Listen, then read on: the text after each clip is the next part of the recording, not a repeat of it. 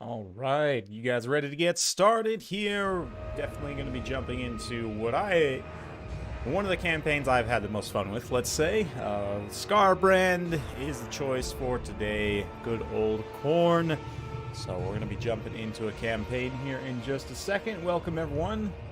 Hope y'all are feeling well. Definitely looking forward to some more Warhammer 3 campaign. Yeah, it's Khorne.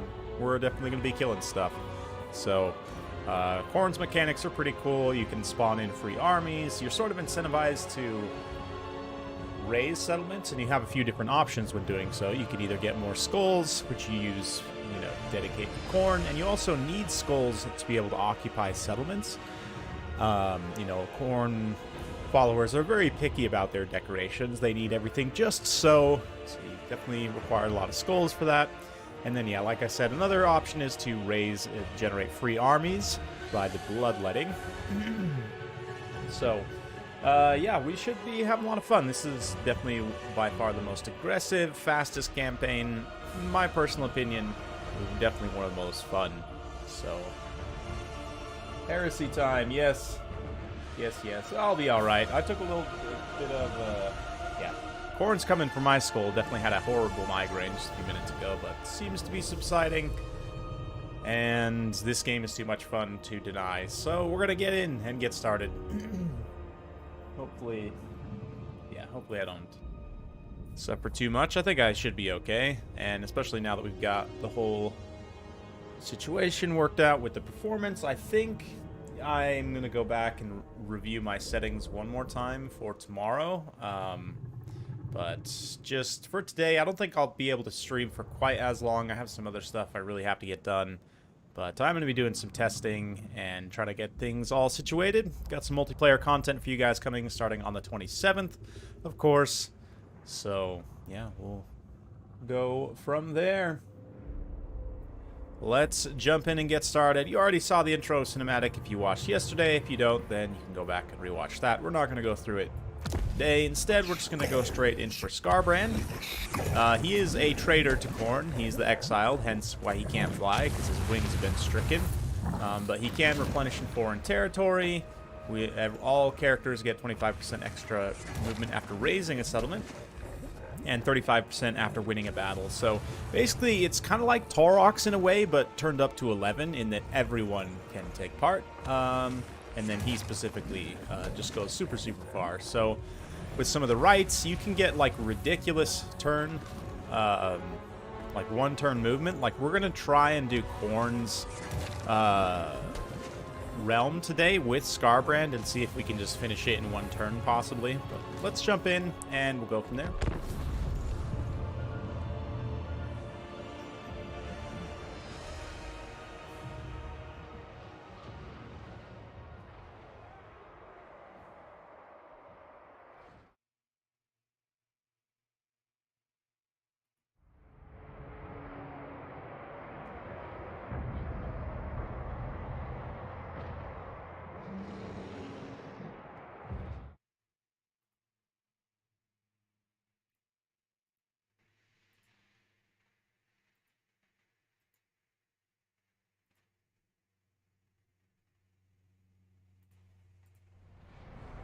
Okay, here we go. What's the advisor up to this time? Jagged rocks and rivers of fire. Here I found the greatest of all bloodthirsters. Bones of all that walked or crawled littered his lair. Scarbrand, rage incarnate. I had but a moment to make my case. The time it took to sharpen his murderous blades. The demon had spent millennia harvesting skulls to earn the forgiveness of his master, the Chaos God, Khorne. The skull of Urson would gain his favor. What do you know of Khorne's favor? Nothing, mighty Scarbrand. I am but a servant, ready to aid your slaughter. I can smell the magic on you, Seer. I'll take your skull. Why take mine when you can have the skull of a god? Let me guide you through the maelstrom to where Belagor imprisons the bear. Take his skull. All I want is a drop of Ursun's blood. Keep your skull. Give me the bear. One skull for the throne. The rest are mine to collect.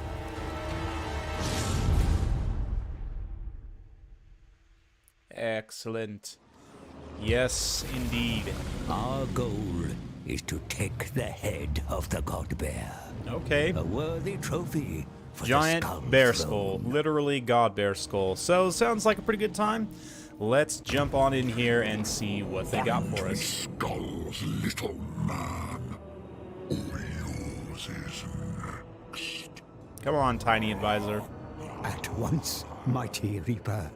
The whole region is awash with heads that will easily be parted from their necks. Here is your first prey, a mortal army wishing to catch the gaze of the blood god. Ha! Instead, they draw your attention.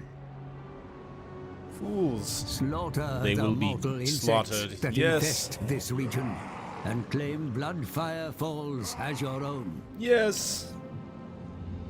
Yes. Further afield, you'll find plenty more enemies to rip asunder.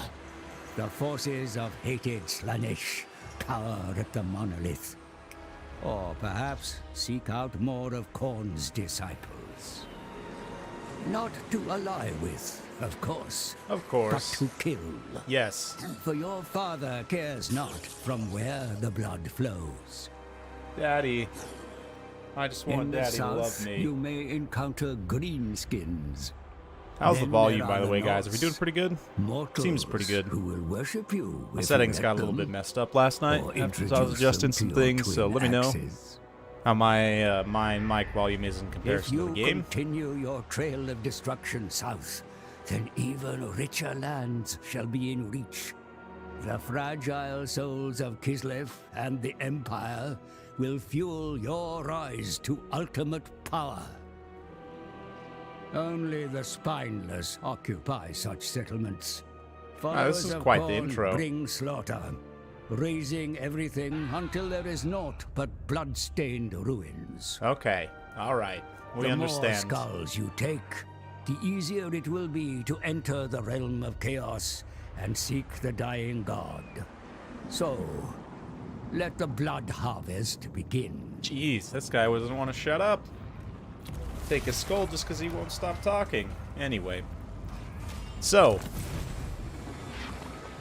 Yes, here we are with Skarbrand.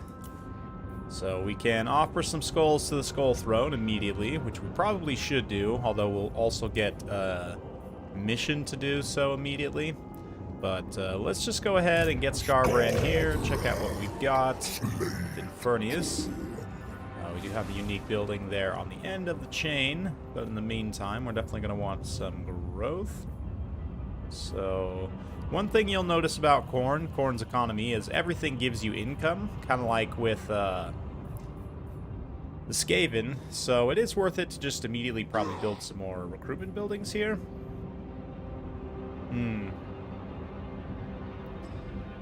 Yeah, we'll kind of think about that.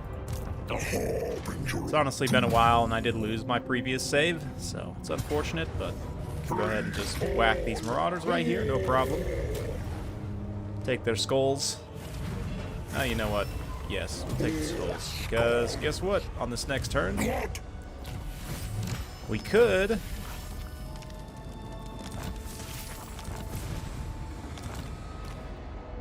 recruit a couple more units.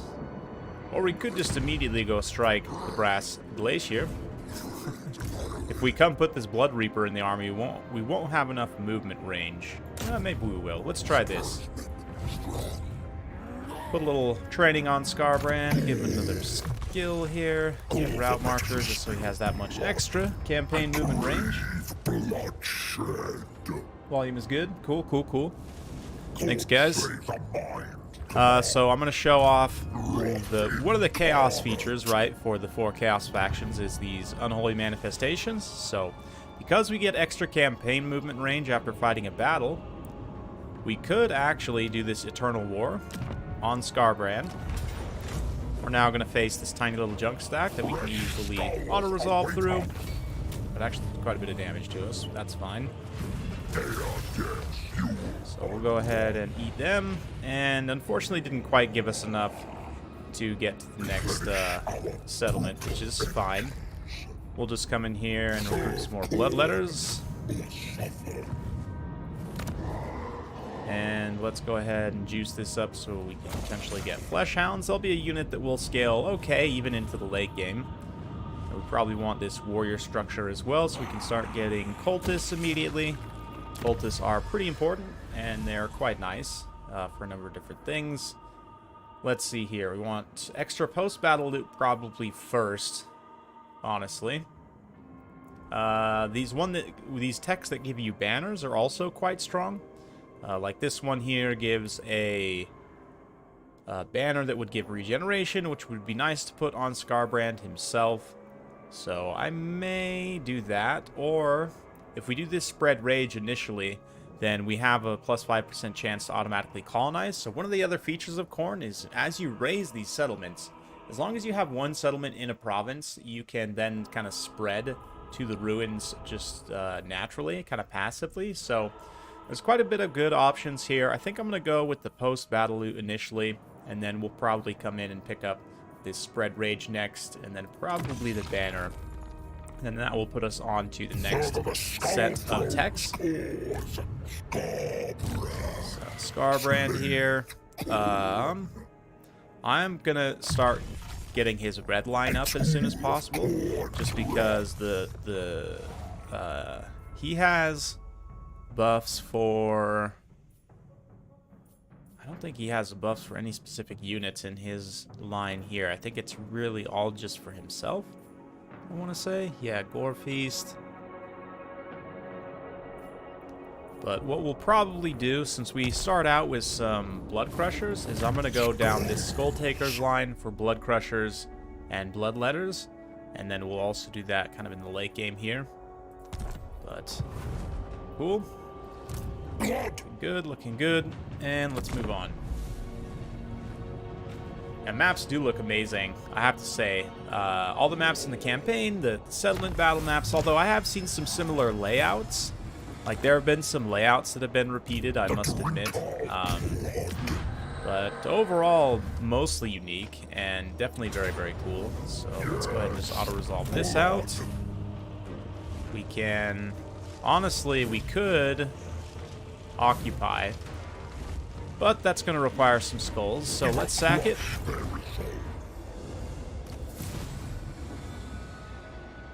Gain a bloodletting streak of 3 victories. Okay.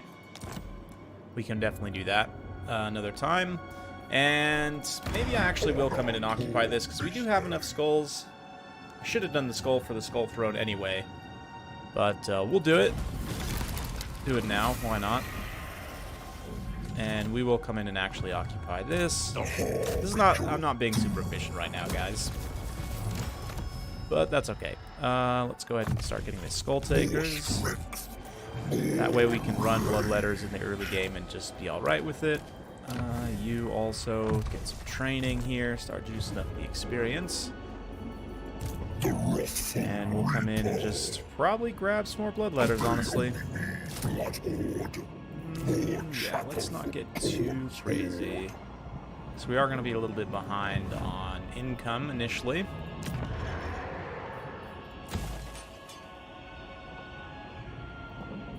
I forget, do we actually even have a growth building? I don't think so.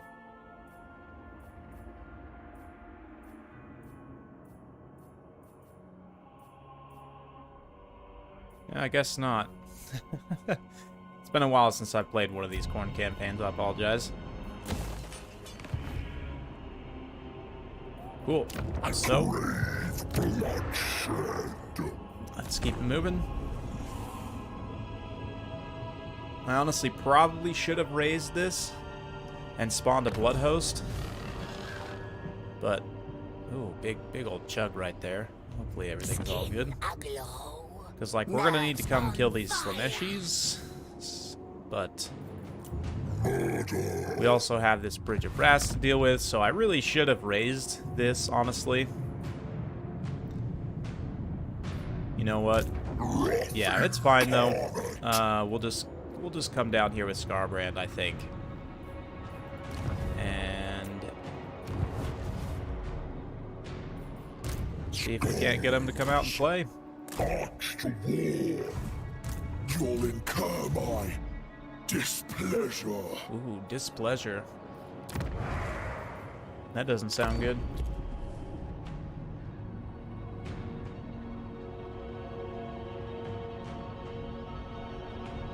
Evil hands shall run red.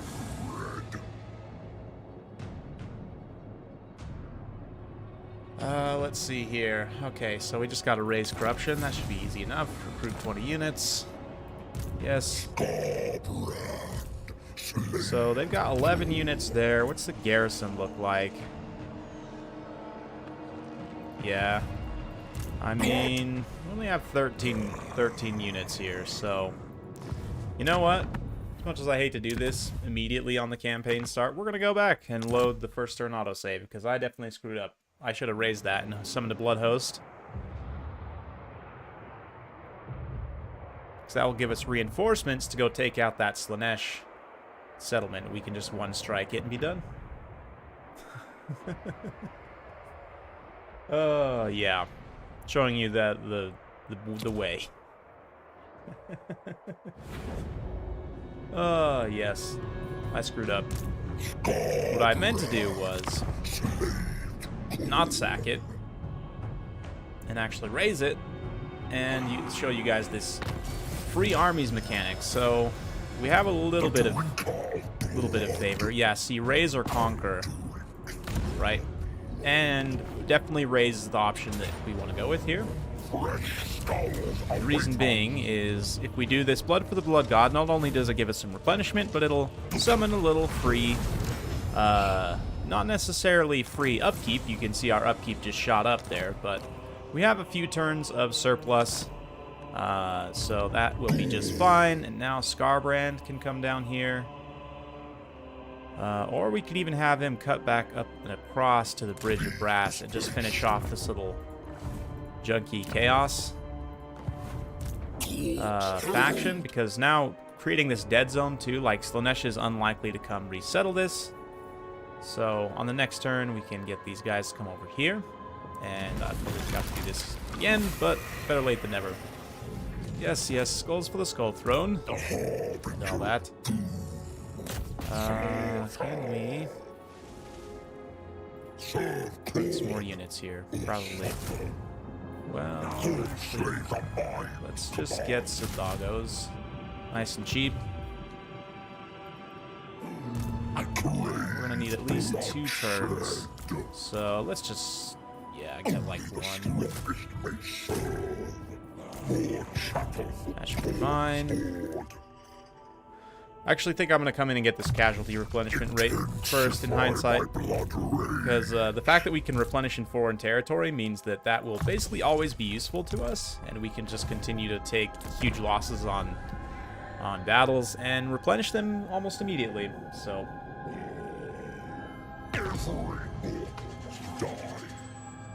yes. Okay, let's come up here. Oh, we got a little Beastman stack up there. Hey, guys. How you doing?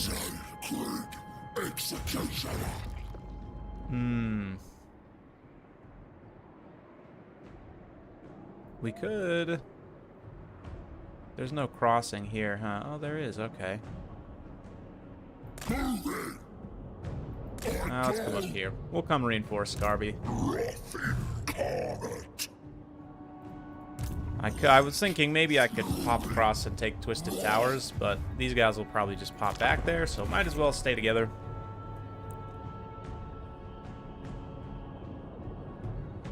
Yeah, and I probably should have saved this right thing here to, like right here, or I don't know. There maybe would have been a better opportunity to use it. I'm getting hella tongue-tied today. Oh yeah, we'll be fine. It's fine. Veritas over here ain't got anything. It's already a Pyrrhic victory, but we might as well wait one more turn for this Doom stack to get into range. Yeah, because they're not quite in range yet, huh? No, not quite. Okay, that's fine. Oh no, we actually can't wait one more turn. Alright, Scarbrand, I guess you're just gonna take horrendous losses. That's fine. Totally fine. This one, I think we'll just go Skulls for the Skull Throne.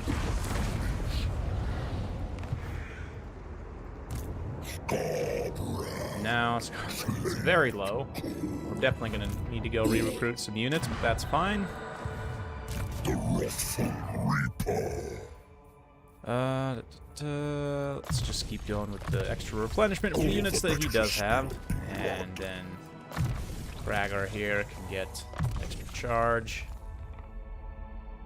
And all these increase weapon strength and then another stat. The melee defense is definitely nice because Khorne definitely lacks melee defense in general. Let's see what happens next. We may get some other Chaos factions declaring war on us in the early game, which is totally fine with me. Just collect skulls from kills in battle. Seems legit. Okay. Scarbrand, you can come down here. Doom Harvesters.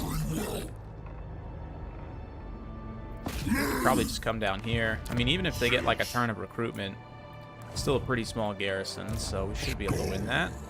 And Scarbrand definitely needs to recruit some... Oh no, those are Exalteds. Those are just regular bloodletters. Why are they so expensive to recruit, man?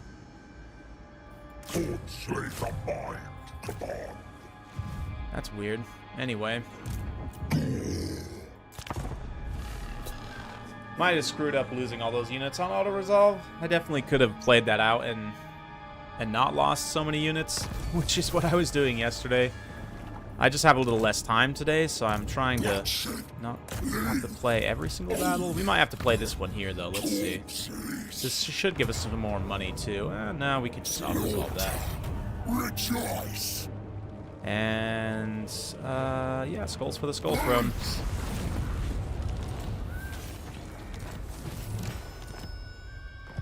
We are at war with this other Khorne faction, so just something to keep an eye on. Maybe we'll use these guys to come resettle this on the next turn, since we have plenty of skulls. We also have the gold to do so. Scarbrand can come down here, and hopefully we just resettle the Brass Glacier naturally soon. But we'll save a little bit. One more Bloodletter unit in here. Scarbrand honestly can solo a lot of armies in the early game, so I'm not too worried about that, but let's get this passive spread here so that we can start resettling some of these ruins without having to spend skulls on them.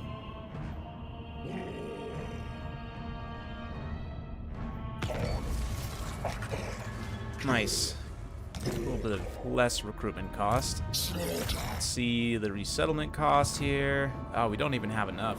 Dang. Yeah, I screwed up. This is so bad. It's fine. It's fine. We're doing fine.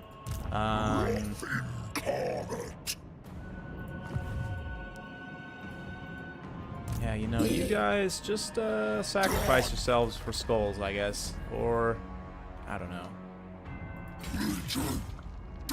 Just come down here. Let's see what we can see.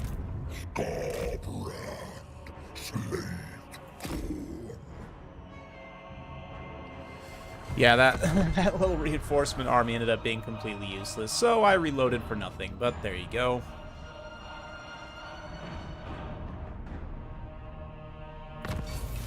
This Exalted Keeper might be a little bit dangerous to us, given our current small army, but I think we could actually unify these two armies, but these guys are suffering tons of attrition now anyway, so it's not like they're going to do a lot. Let's just kind of throw them down here as bait. And then Scarbrand, honestly, we need to come back and just recruit some more units.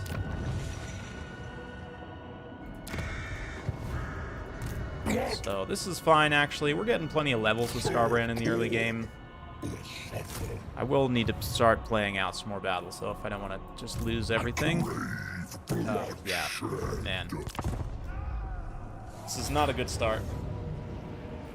It's so weird. It's like, when I'm playing by myself, I just am fine. But for some reason, when I'm trying to commentate and play a campaign at the same time, I just end up making stupid mistakes, and it just takes forever to get anything done, and I don't know.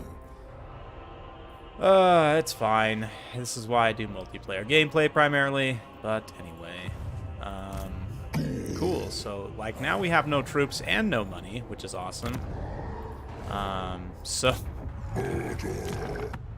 What do you think, guys? Should we just restart? I know I said I had less time today, and I'm actually wasting more time by having to freaking reload or just, you know, not play efficiently at all. But who cares? Let's just go on. Like, I got all these skulls, but they're not doing anything for me because I just let my entire army get killed because auto-resolve. So there you go. Let's just get back down here and see. Maybe this army will come attack me.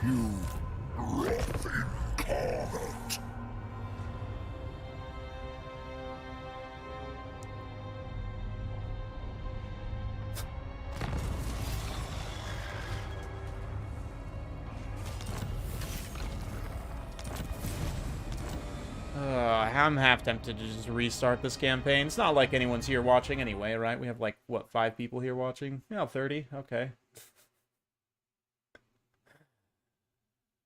Yeah. It's fine. It's fine. You know what?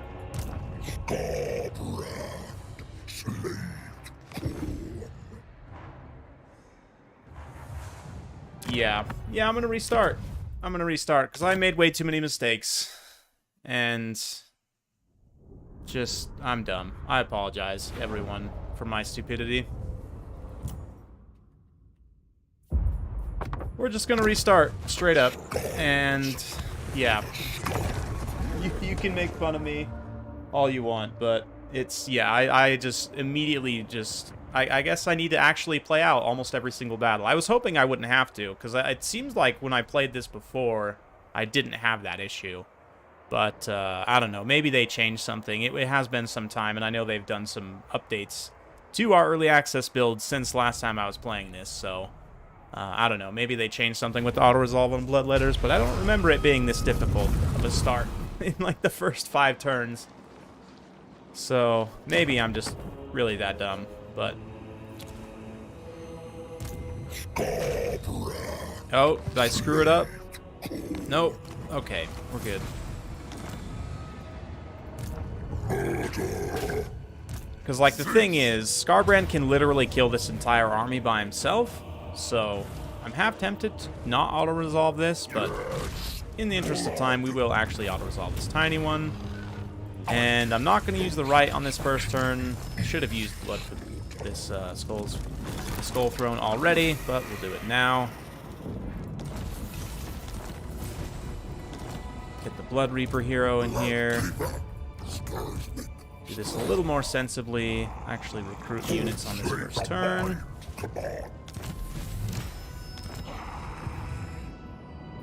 And just do it the way that the devs intended. And we can come in and get this on the next turn. And let me actually sit and look at these and think about them. Post-battle loot adjacent regions. I think we want that plus the casualty replenishment rather than having to recruit Chaos Warriors early on, because honestly we don't have a ton of use for them. And let's upgrade that. Okay, get the text going. I do think I want to get that post-battle loot again. Khorne's army requires more might. And we're going to hold off on using that right until we actually need to extend our movement range.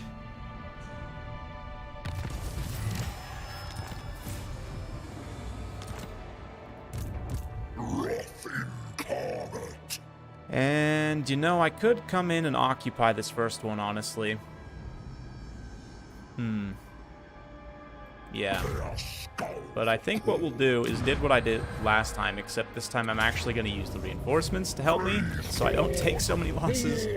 finishing these guys off. So we're going to do this. We're going to get these guys, and that is going to run us at a deficit for a turn. That's fine. Scarbrand actually gets quite a bit more movement.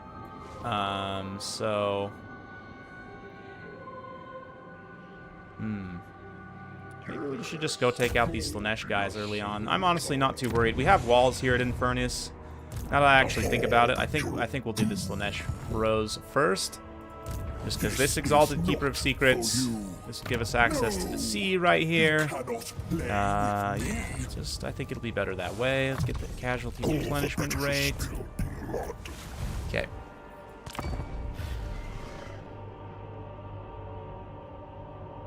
Yes, the Chaos Warriors of Khorne are very good. Very, very good.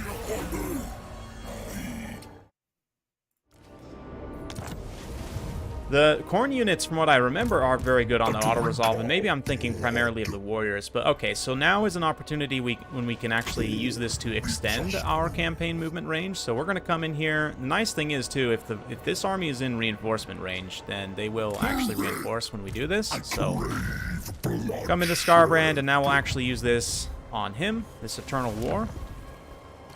So, again, with the reinforcements, it's going to be pretty much a walk. Might have taken a tiny bit of losses there, but now this actually gives us the movement range we need to get to Death Axe Monolith. So we can lay siege here. And we'll get the reinforcements into range. And there's our bloodletting streak of 3 victories. Right, so that's great. Gives us a little bit of extra cash to work with on our deficit. We'll get the Blood Feast, so then, you know, we're replenishing as they're taking attrition damage in that settlement. And we've got 3 turns until this little blood stack starts taking attrition, so that's fine. Galbrex, let's get you on some training again. And looking pretty good. Much better this time. Much, much better this time. We can upgrade this again to get more post-battle loot and replenishment. Ooh, see now they want to come attack me. Oh, did he steal one of my Furies? You piece of garbage. Okay, we will actually fight this one, though. So I'd rather not lose all of my Bloodletters, even though I probably will lose them anyway. It's a temporary stack. So with the whatever they're called, the blood stacks, the free blood stacks, you get they do cost you upkeep. They cannot replenish except by like raising a settlement or getting like the post-battle replenishment off of another army by winning a battle. And they'll suffer attrition damage if they're not continuously fighting. So they have to they start with like a 3 or 4 turn timer, maybe it's longer. Yeah, see, they're going to be coming in off this map edge, so we'll hang back and wait for them. So while that timer's active, they're fine, but once that timer runs out, then they start taking attrition damage. So you definitely want to keep fighting with them, but those blood stacks can then summon more blood stacks. Each time you do that, it gets smaller and smaller, but still, the fact that you even can do that means that, like, Scarbrand can teleport into an area, just, like, nuke 2 or 3 settlements, and summon, like, 2 or 3 blood stacks, and then just, it's like, I don't know, it's like the craziest Blitzkrieg campaign you've ever seen. Very, very cool. Speaking of Scarby, he's gonna have to get it done here against these Slanesh boys while we wait for the reinforcements. 1:50. That is quite some time for us to have to hold out here, but should be okay.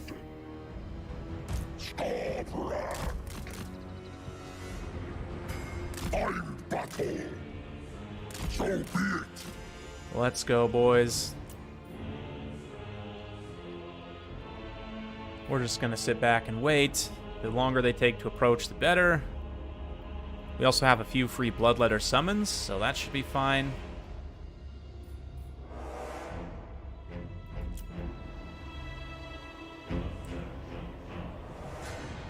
I could drag this around to get the reinforcements in another place if I could bear the weight, but I do not want to wait, so...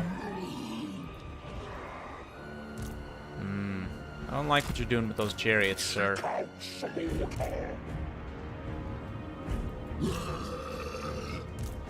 Move out!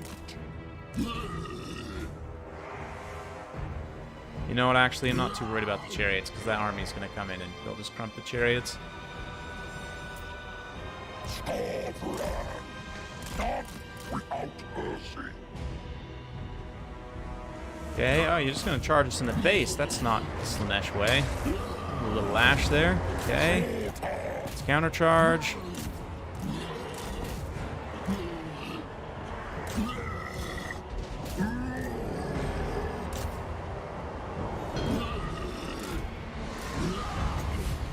Let's summon a Bloodletter here to support the Cav. Okay, all my reinforcements are here. I'm going to pause just briefly to get them organized. Yeah, so you guys...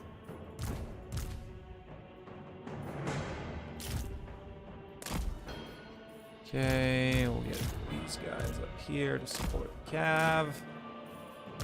You guys can also come... You know what, actually...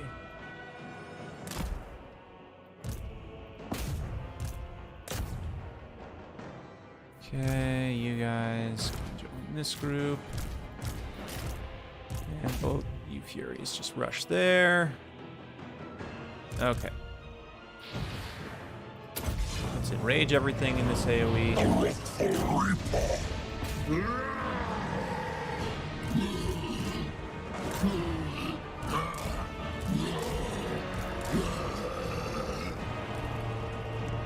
Okay, Bloodhounds, I need you guys to pile in here.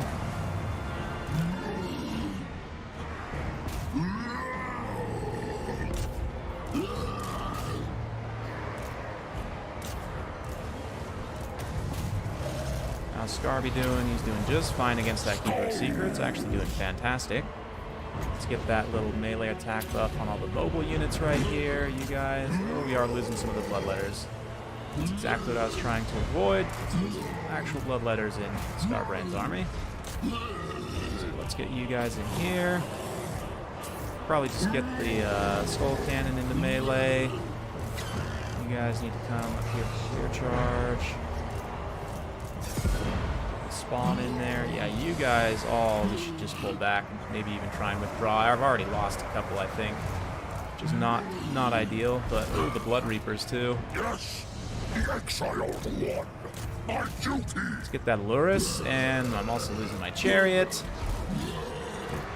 This is definitely not the best, but I think we should be able to sustain here. This thing can heal while it's in melee, right? So let's get all you guys in a giant rear charge over here. Pull back all the important units.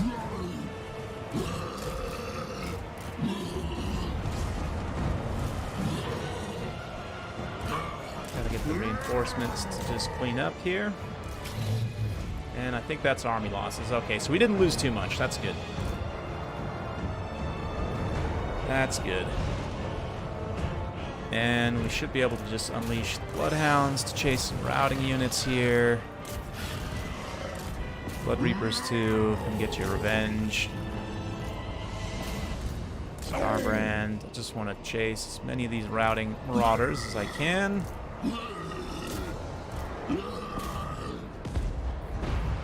Whoa, whoa, what are you doing, buddy? What are you doing? Stop that. No friendly fire, please. Yeah, there's no way we're going to catch those Seeker Cav. They're way too fast, but we can massacre these Marauder Spears here.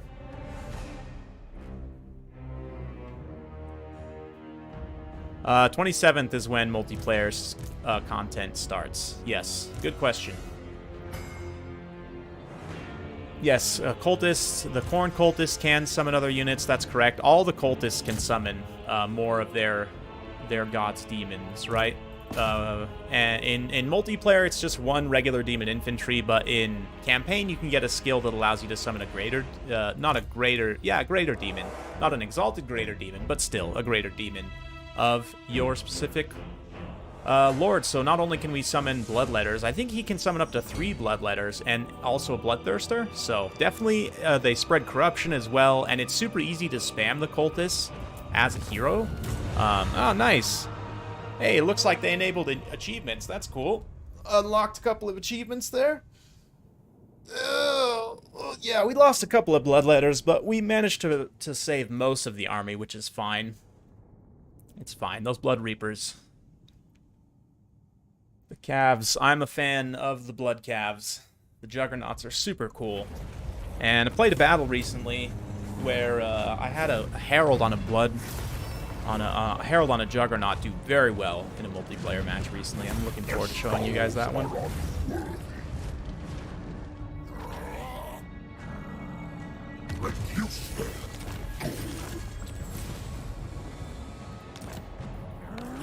Okay, so recruit 20 units.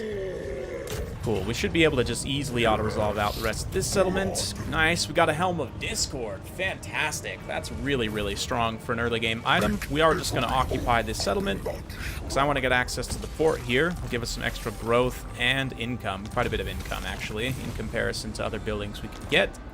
Definitely want to equip that Helm of Discord on Scarbrand here. Oh, he's got it already. Perfect. And hit points plus 3% is pretty strong. I like that. Okay. The drink of blood. Give you the Dawn Stone so you have a little bit more physical resistance. Khorne Mutant. Excellent. Okay. And now the Slaughter Legion. So this timer is when they start taking attrition. Looks like we got 2 turns until that happens. So, yeah, Scarbrand is going to have to spend a turn now that we've occupied that. But we can come in here and recruit some bloodletters. I'm thinking now we're probably going to want to do this for bloodletters, and then if we look down here in the later skill line, yeah, bloodletters and warriors are on the same kind of gold rank skill.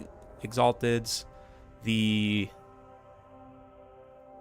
blood crushers are actually on this one with skull crushers, hounds, and furies. So we could actually get some flesh hounds as well to help fill out the mobility in this army. I am a pretty big fan of these flesh hounds as a unit. Also a little bit less upkeep than the bloodletters, so just help us get some extra numbers there, and the mobility will help against certain factions. But we got tons of skills there. Let's finish off Blood Feast. I'm also tempted to grab the +1 Corruption, just so that we can come in here and... Lightning Strike now is a 3 skill, so the reinforcement time, it increases enemy reinforcement time all the way up to number 3 skill. You can actually... fully Lightning Strike. So we do want to get that with Scarbrand just so that he can go out and solo the world, basically. And especially with that extra campaign movement range, like you can Lightning Strike like 10 stacks in a row. It's ridiculous. So it's very, very strong skill for him in particular. We definitely want to pick that up early on. Some extra melee defense again for Gombrax. Okay, so this is going much better. This is definitely the correct opening, I would say. Come in here, raise this for some reinforcements, and go kill Slaanesh immediately, because no horny.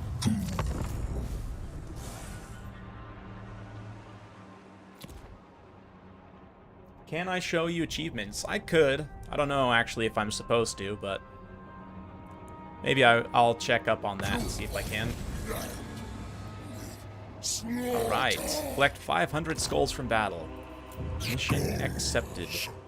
So I'm going to come in here and probably build defenses immediately, just because we're surrounded by hostile powers. This is the Chaos Waste. There's no forgiveness here. These greenskins across the sea, as soon as we make contact with them, they're going to declare war, which they have done. So now let's get Scarbrand on the move again. We probably want to go up and try and finish off the Bridge of Brass here so we can occupy this entire region. Question is... yeah, we probably just want to go for it immediately, honestly. So let's just get Scarbrand on the forced march. Yes, march through the agony, exactly.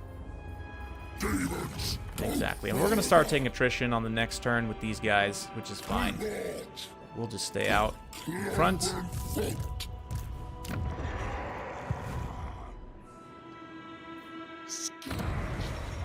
And we may have a rebellion here fairly soon, but I'm not too worried about it.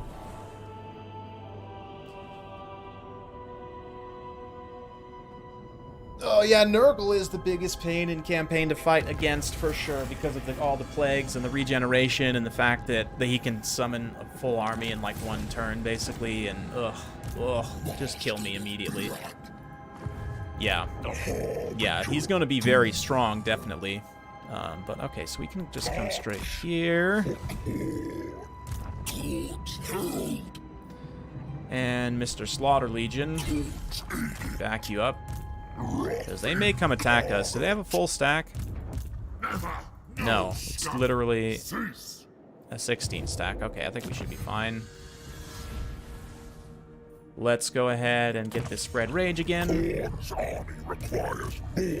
They might actually attack me here. We'll see.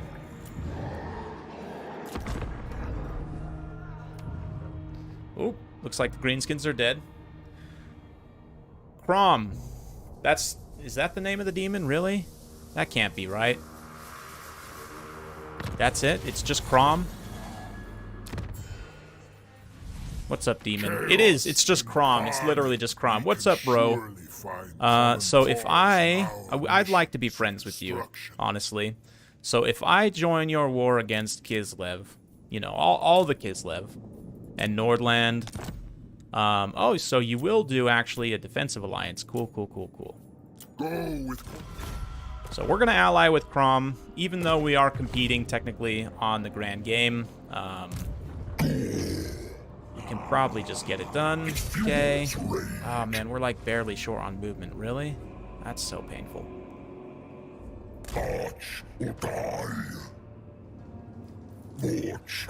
Because we're going to take losses. Oh no, we do have movement on him. I'm an idiot. We're probably just barely outside range now.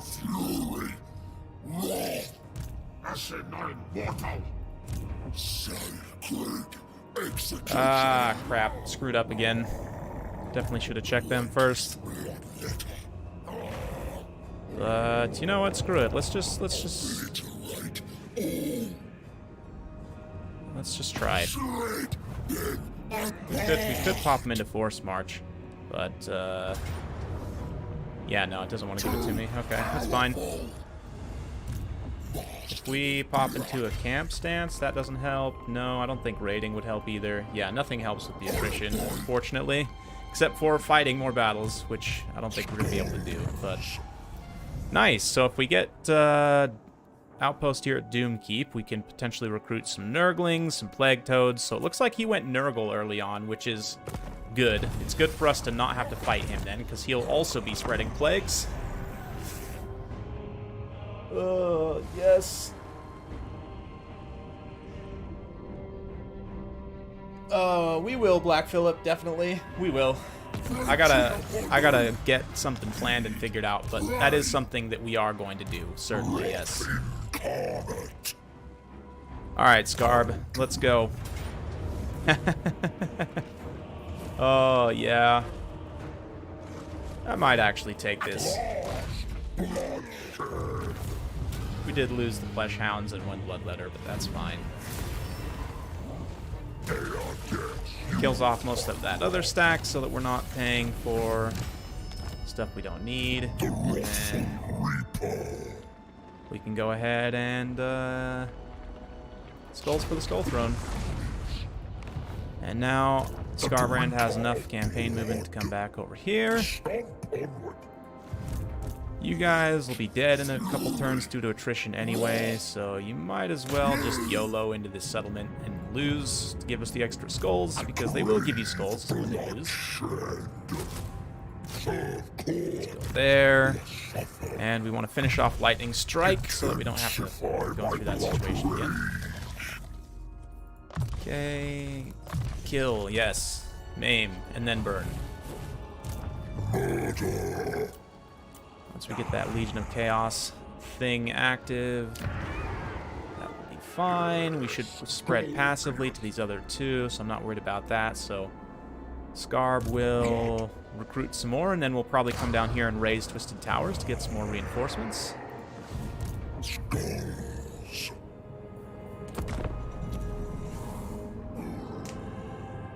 Turin, Italian, Indie, Dov, Lore Master, Janet, Anticity, and Falcon in an 8-player multiplayer campaign.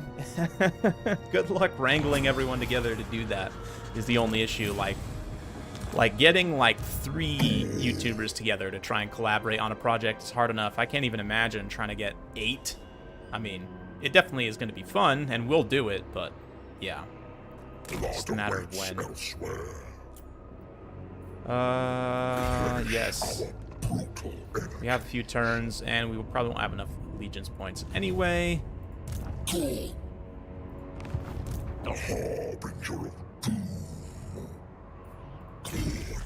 You know what, actually? If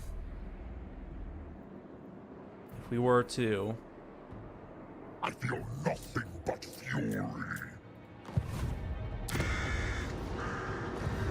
If we were to come here... Nice thing about Scarbrand is you can encamp anywhere, and like with any amount of campaign movement left. So like even though we're here, we can still encamp and recruit some cheap units just to fill out the rest of this stack while we're in enemy territory. And then yeah, I'm actually just gonna have you hold off. No need to waste. Oh yeah, we're not moving. Just wait. Just ambush. Or if you raid, does that? No, that doesn't help. Okay. Yeah, just hide for a turn.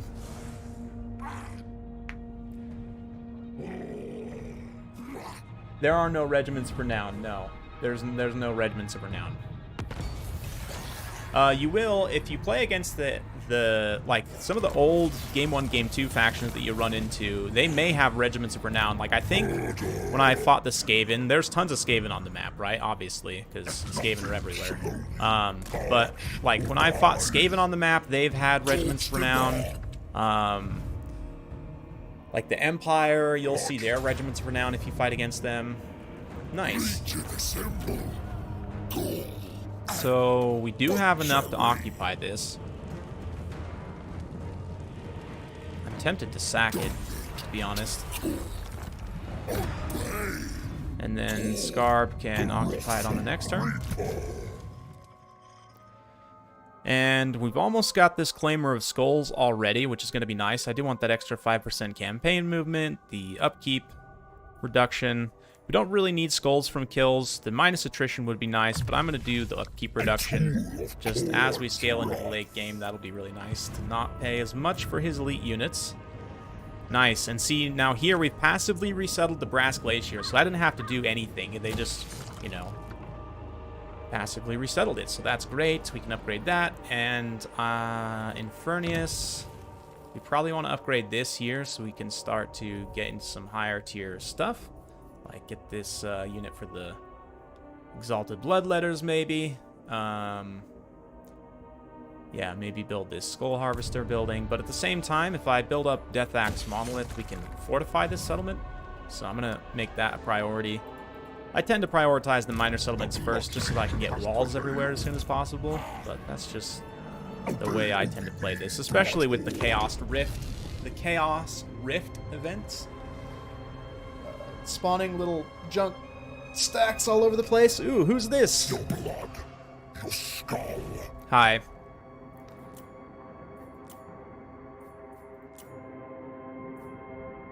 Nope. You can actually, like, yeah,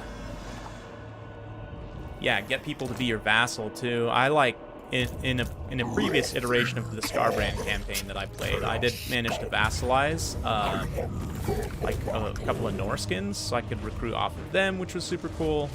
We could honestly occupy this, and since we don't have any settlements yet in this province, I'm going to occupy this one, so that as we raise, I think this is for Slaanesh, right? Yeah, I don't think we get... Yeah, we don't have a unique building here. And then we'll come in and grab this one so that we get extra resettlement chance. And then we got this. Scarbrand's here. Corson may try and come attack us, but I'm not too worried if he does. Brass Glacier here. We can get this for enemy attrition in local region for enemy armies. Upgrade that thingy there. And here, let's get the blood factory. Khornate Calefactor, yes. Get Exalted Bloodletters and spawns.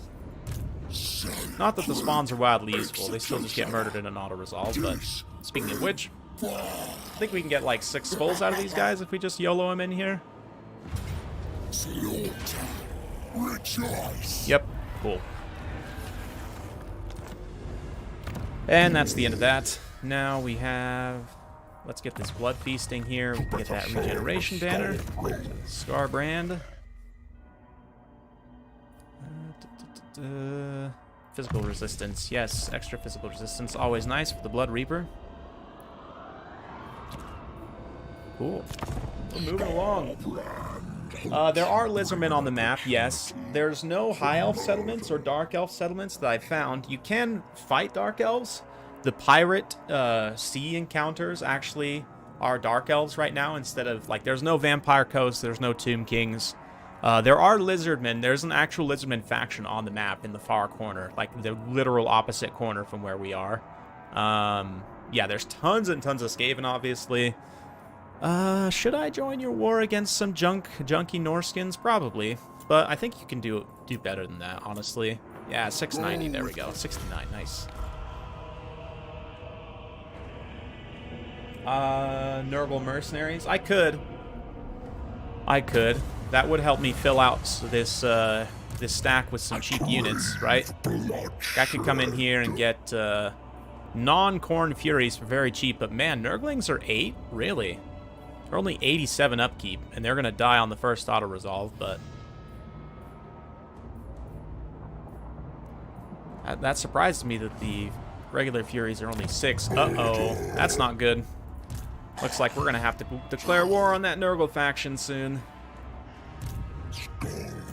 But, yeah, I guess we don't really have the gold to recruit anyway now. I kind of screwed up again. But we will once some of this stuff finishes upgrading. And I guess we will just come in here and grab some Twinklings.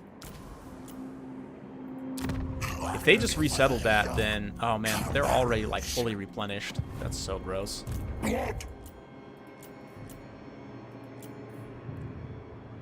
Let's come down here and check out what they got going on. Yeah, I was going to say, I think he's got, like, a decent stack there. I mean, we could definitely take them, no problem. But let's just chill here for a turn, recruit some Nurglings.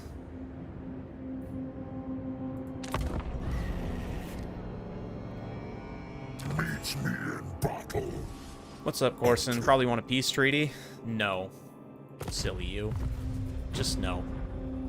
No, it's not gonna happen. I mean, I'm tempted. I am tempted, actually, because that would let me go deal with this Nurgle boy to my north. And Ankari's gonna come knocking sometime soon. Yeah, we definitely want to try and get after him before he gets too powerful. But, you know what, actually? Why can't we be friends?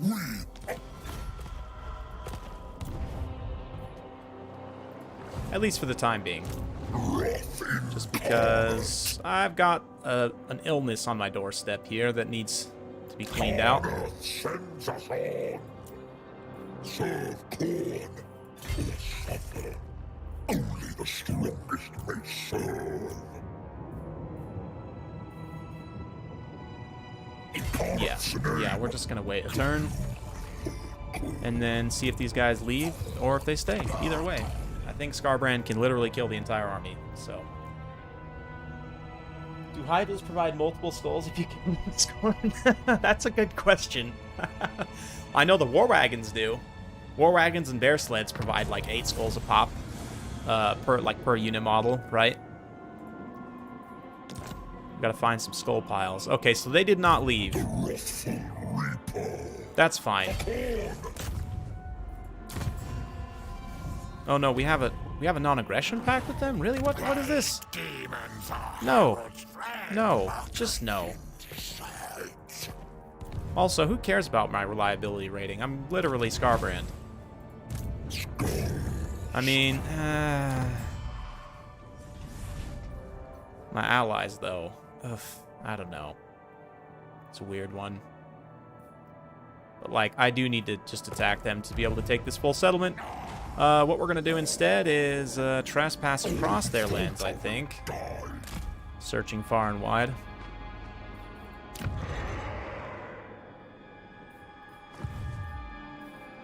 Let's go back over to the homeland for a minute. Yeah, they do hold it well. They have quite a bit of, they do hold the line pretty well. They do have quite a bit of HP per model because each quote-unquote unit model is like 8 Nurglings in a pile. So, literally you get, yeah, but they have like 100, no, is it 100 HP per model? Yeah, it's over 100 HP per model, which is pretty crazy, you know, for a little like meat shield infantry unit. Granted, they only have 60 quote-unquote models, right? But, oh man, they have like a full stack here now. That's so gross. I crave bloodshed. So gross. We could go fight this. These guys are probably at war with... Yeah, they're at war with Slaanesh right now. So we could go kill these Blight Lords, but I think actually instead... I know it's, again, not very efficient movement, but we'll just get Scarbrand going down there and go fight that other Chaos faction, that Warriors faction.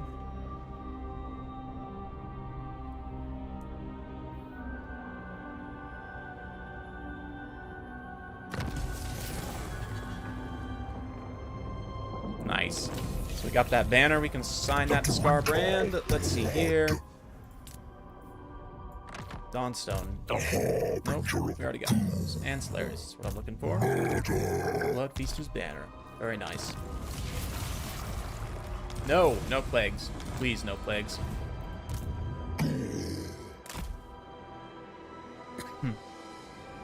Yeah, man, our income is still just in the pits. The land is infected. Let's see what we can do here. Trying to remember.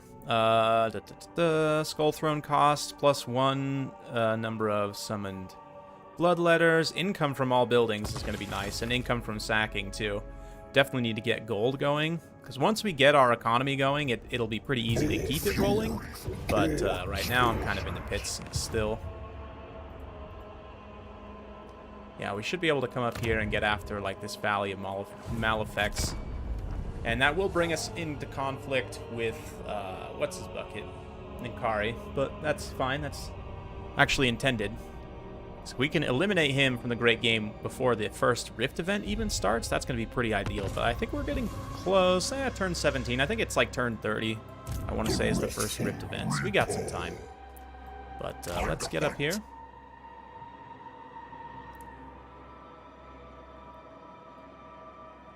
The enemy toys with our land. Yeah, I really need to get more Khorne corruption here, which is slowly ticking up, I think. Oh, +0. Dang.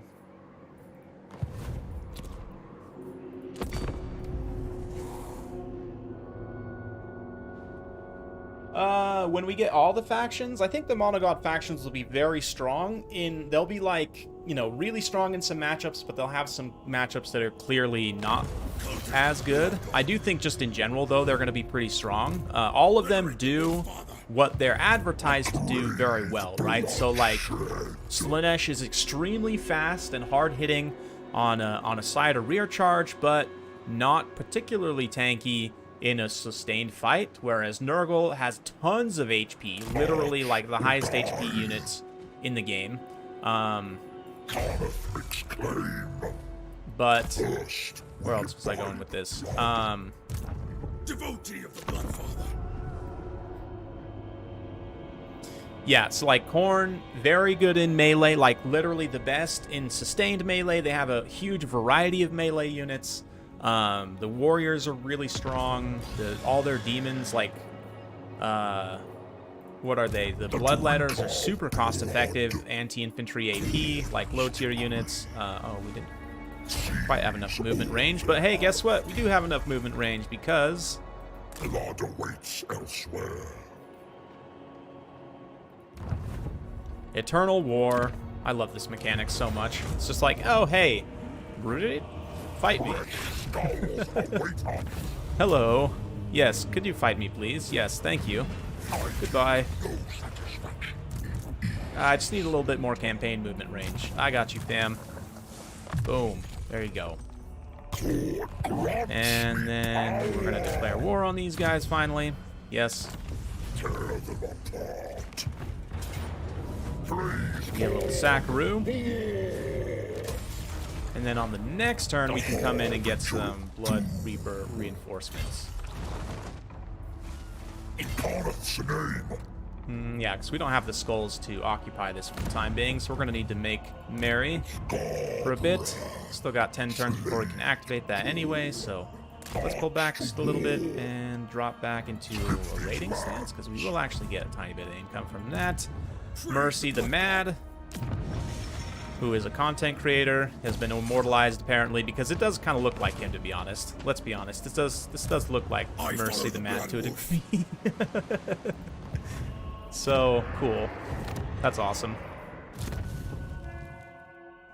Yeah, Tzeentch is the best shooting by far. Tzeentch, I would say, is actually the only like really good shooting. Khorne has the skull cannons, which are an awesome like cannon. They're like an awesome mini steam tank, basically. They're like a cannon chariot, basically, right? Very similar role to a steam tank, without causing terror, and they're not quite as tanky or as good, but yeah, we have enough for this port. Nice, that'll give us some extra income, and we can upgrade the Twisted Towers here as well. But yeah, the skull cannon's awesome, but in general, like, Slaanesh doesn't have any shooting.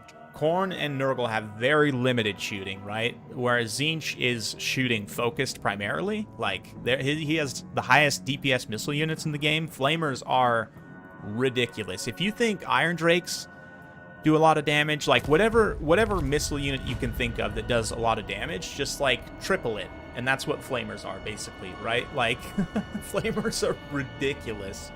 So, yeah, and in general, Tzeentch's shooting is very strong. And obviously the magic is very strong, too. So, all of the Chaos Monogod factions do what they say they're going to do, like, extremely well, which I think is good. That's how, in my opinion, that's how it should be. You know, it makes a lot of sense, very appropriate.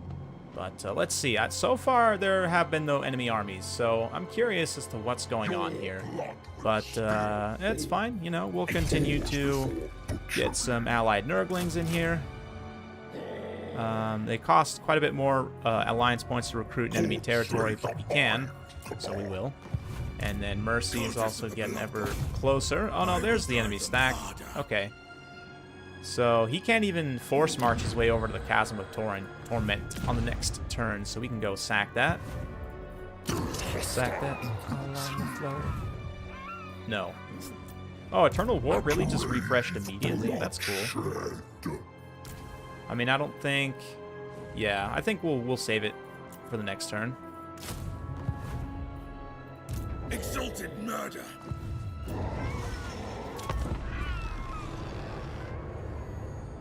Yes, Alexander, absolutely. I've had some settlement defenses where 100% in the old game I would have just auto-resolved it and lost because there was no chance of me winning. But in this, I have actually managed to defend against pretty superior stack at times. So, yeah, it's pretty cool. I'm a fan of oh, hi. Hi. You're trying to ambush Khorne? Really? Do you... I don't think you understand how this works, Hikari. But okay.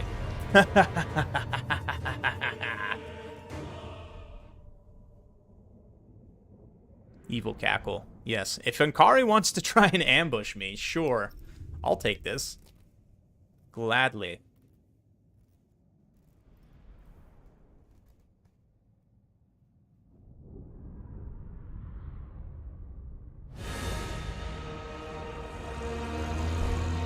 Yes. Blood for the blood god. Skull for the skull throne. Don't you love seeing Khorne march in just this beautiful ordered line?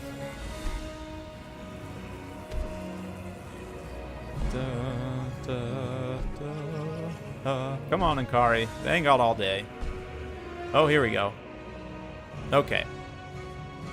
Okay. Okay, so... Alright. Alright, alright.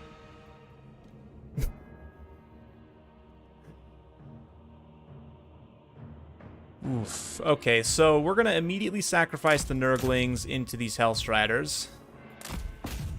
And then the Blood Crushers, I'm tempted to just countercharge. I mean, those Fiends are gonna be a problem for sure, so...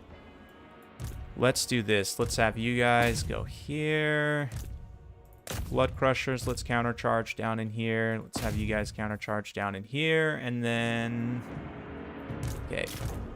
Big boy on number 1. You're going to have to rush back here to probably fight Inkari. Boy on the 3.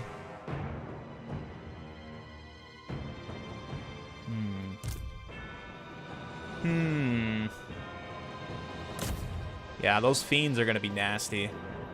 I'm a little worried about that unit in particular, but I think we'll be okay. Let's have you 3 come this way. You 3 come this way. Okay.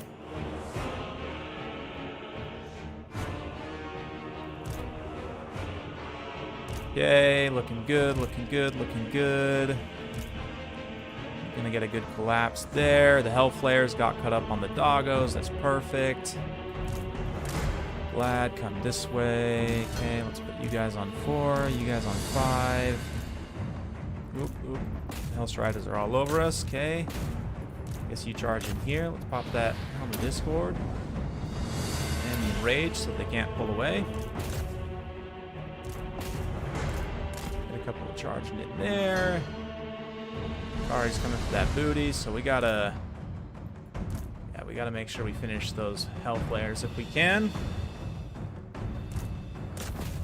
Let's get Scarbrand going for a countercharge on Kari. Both you guys honestly can go after the Chariot, and then let's get all the doggos to pull back. Ooh, yeah, the Fiends. We did manage to do a lot of damage to the Fiends there. That was pretty decent. Let's see if we can pull out. Go rear charge these Marauders or something. Okay. Okay, I think we're good. Make sure we got this guy on the group too. He might be a little caught up there. Yeah, we're probably going to lose some of our doggos, but that's fine. Need some infantry to screen here.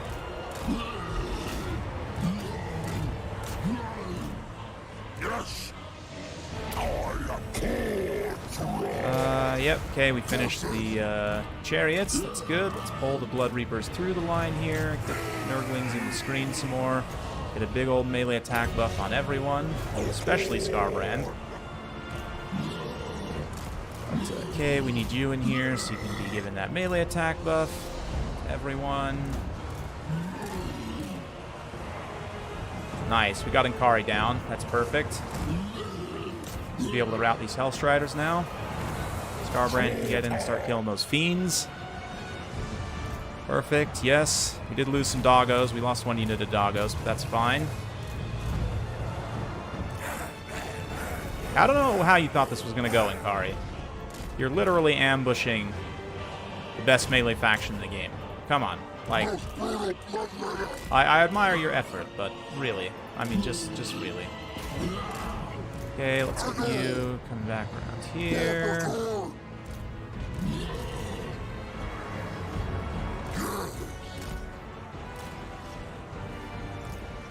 Okay, gotta get you on a rear charge. These guys are all about to break right here, so let's get some attacks incoming.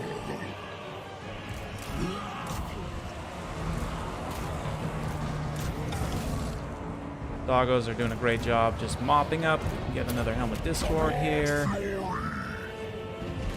Helmet Discord's going to be really, really nice in this type of a situation. Yes, perfect. We got him. Easy. Demon Crumbling. So, Demon Crumbling does more damage. I need to look at the actual values. I guess we could look here right now as these guys are cleaning up. So Demonic Instability, I don't have any, because it would actually show you right now how much damage the Crumbling actually does. But I don't have an undead unit, so maybe if I'll try and fight some undead on the campaign when I get the chance to, and I can compare side by side like the actual values of Crumbling. Because, yeah, it's basically the same mechanic, but supposedly it does more damage. Like, I don't really know exactly what the whole deal is here, but, yeah. I mean, demon units do tend to have better leadership and better stats, but they are, I mean, they're pretty decently strong for the most part. I would say, again, all of the sort of standard demon infantry fulfills its intended role. But Demonettes are very squishy. They're definitely the squishiest, and we're able to do just fine here against them. I should have stood still and let them flank me. Yeah. Demon Crumbling I've found not to be as annoying as Undead Crumbling, because it does more damage, is how it was built to me at least. And in practice, I haven't felt it to be as bad. There have been a few times where it's like, okay, the Lord is disintegrating very slowly, but I haven't been, like, absolutely wrecked in multiplayer by it yet, like I have it Crumbling many times. So, nice try. Nice try, Inkari.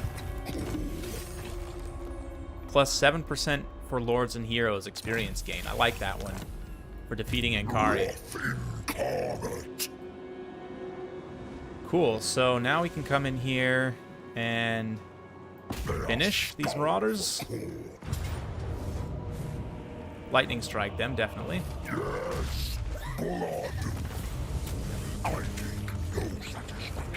Cool. Looks like I got another achievement, I think, for successfully executing an actual lightning strike. And now we can finish these guys off. And I think we need some reinforcements now.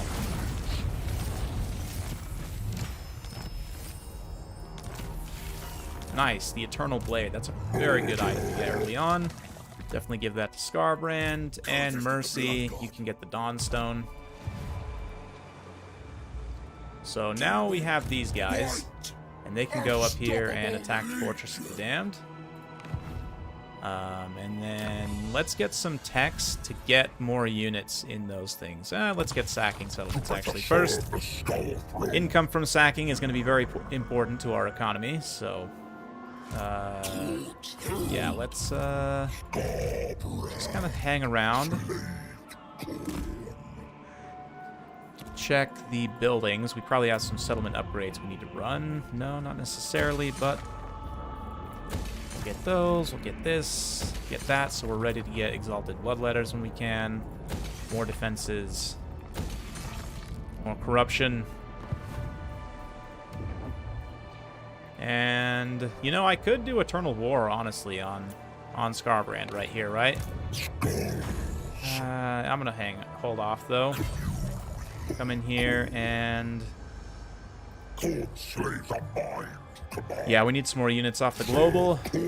As much as I hate to do the spend, we are going to have to, I think. Should we get Hounds, though? These guys should be fine against the Marauders, right? We'll just do Hounds. Save some money on that turn end. Cool, now we can start getting some other skill lines.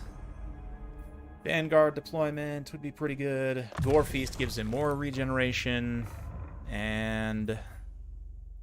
yeah, extra campaign movement after winning battles is fantastic. Kind of the whole thing here, right? So, for you, sir, Mr. Galbrax, the many-named, give you some extra speed. The Bloodlord. Excellent. Mercy is in range now as well to get in that stack, finally. Took you long enough, Mercy. Meets me in battle. No peace treaty for you, Inkari. Are you kidding me? Get out of here. Go to Horny Jail.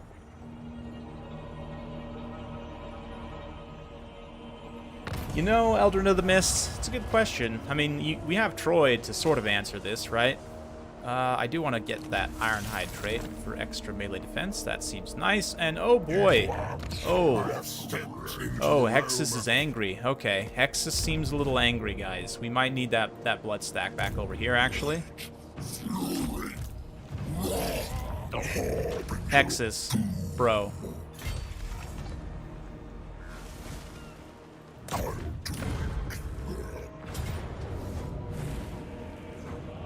Man, it's really wanting to kill off another bloodletter just for this? I mean, I guess, sure.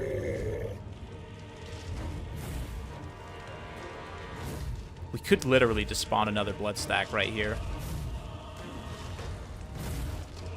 You know what? Let's do it. Let's do it. That is going to put me over on upkeep. Gonna have to combine some of these bloodletter units here. Combine those hounds. Now we're good on upkeep. Replenish our brutal energies. Yes. Lots of free stacks. They'll probably come kill this one actually immediately, but it should inflict some losses on them at least. Or they might not. They might honestly just try and retreat, but they do have the campaign movement to go take out that single stack.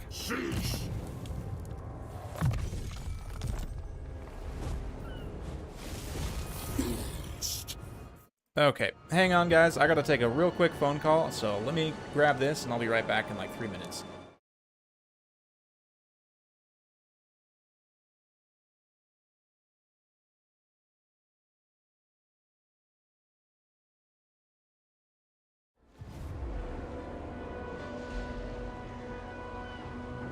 So many skulls for the taking.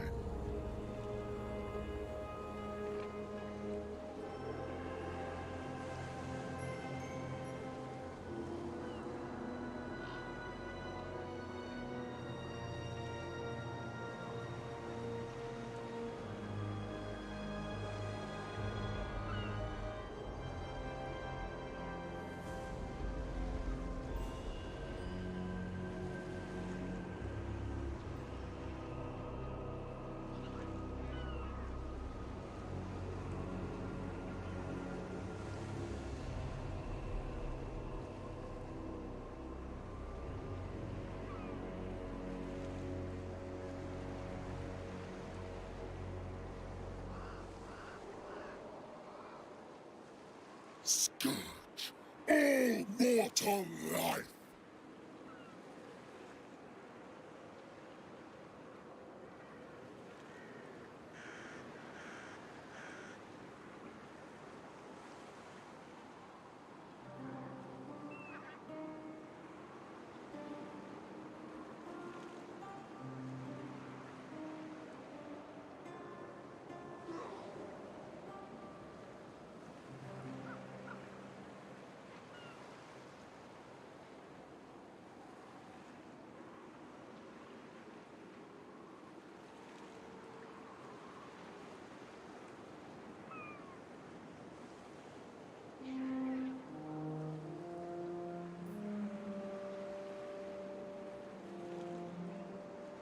My blood. Okay, sorry, I am returned. The guy who's actually fixing my home PC. For those of you guys who were not here yesterday, I'm playing on a laptop right now, which is pretty good, all things considered. I'm on like not quite minimal settings, so just to refresh those of you guys who weren't here yesterday, yeah, I'm playing on mostly low. I could actually turn some of these up. I think it's the lighting quality is what was killing me before. But, yeah, I could probably turn some of these up a little bit. But texture quality's high. I think I might turn unit detail up to high as well. And we'll just see. We'll see how that actually works. Because, yeah, I'm running this on a laptop because my main PC, the graphics card, got fried like 2 days before this embargo was supposed to lift. So, you know, I could actually go lightning strike that one stack and then just run away. Should I do that? We could do that. I could literally. Watch this.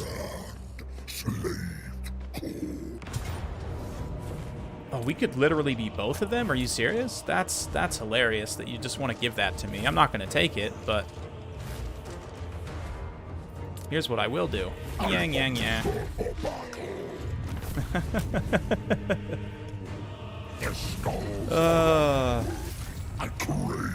And now...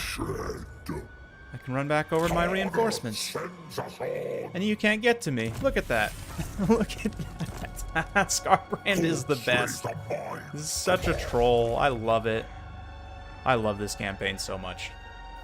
Only the strongest may serve. Oh no, we can't recruit two, I guess. We can only recruit one. That's fine. The drinker of blood. Finish out that top red line tree there. And for you, I think we want to get the charge bonus and weapon damage buff. Because you're going to be leading Blood Crushers primarily in the late game. So we'll get that. And we'll get this extra speed. You will be faster than them, but that's fine. Mercy.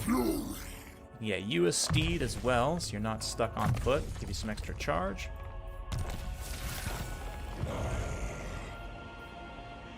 Frenzy upon me. Okay, cool.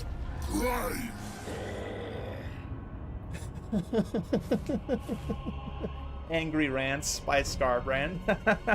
That sounds like a great Tariff video idea. Sarl, why? No, Sarl, no. Everyone beats up on Sarl. Poor Sarl. Sarl! Anyway. So you think you can get away? You think you can get away? Scarbrand? Really? You think you can get away from this?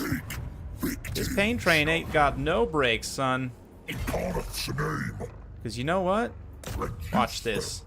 Watch this. He's gonna flee. Hexus is gonna flee, right? He's gonna run like a scaredy cat across the bridge to his little shifting monolith, right? And how much campaign movement? Do we actually have any left? Because if we don't, then I might just troll myself with this, but let's see. It should give us some more campaign movement. Yes! Get wrecked, Hexus. The thing is, though, I don't know if I can actually move up these guys to act as reinforcements here without blocking. Right?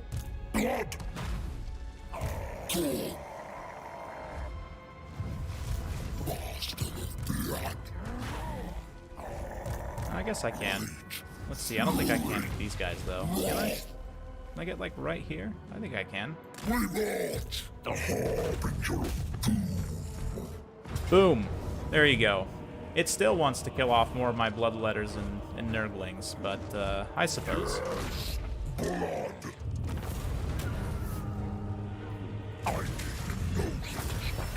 Nice. And that gives us even more campaign movement range to now come in and lay siege the shifting monolith. It's so good. Like, oh man, it's like they saw how much fun everyone had with the you know, like abusing Taurox's mechanics, and they're like, what if we just literally made that a faction? Oh, it's so good. Okay, let's see what we got going on. We don't have anything to build up in any of our settlements. Yeah, no, we're all good. Can just bank the cash for now.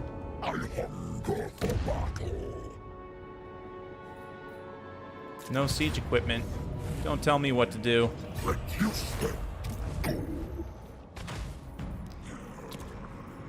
Okay.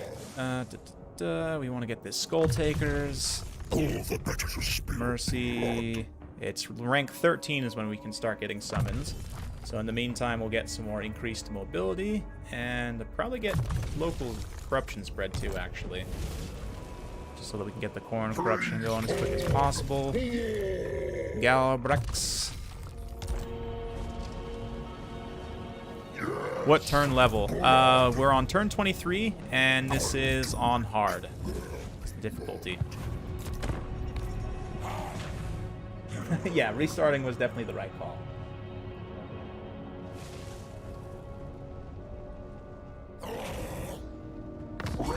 skulls await us. Cool. So now we can move all these guys into range here. I'm surprised.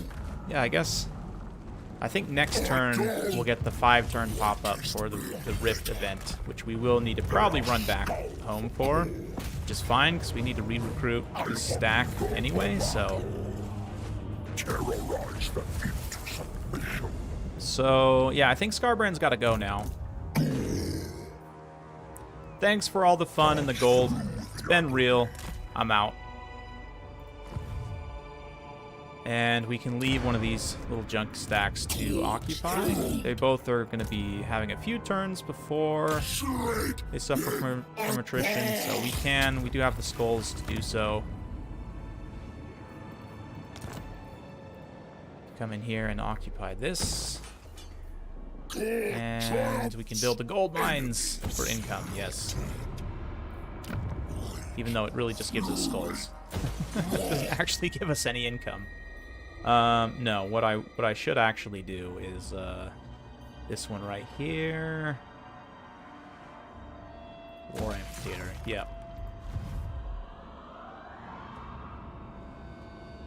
Respect Khorne.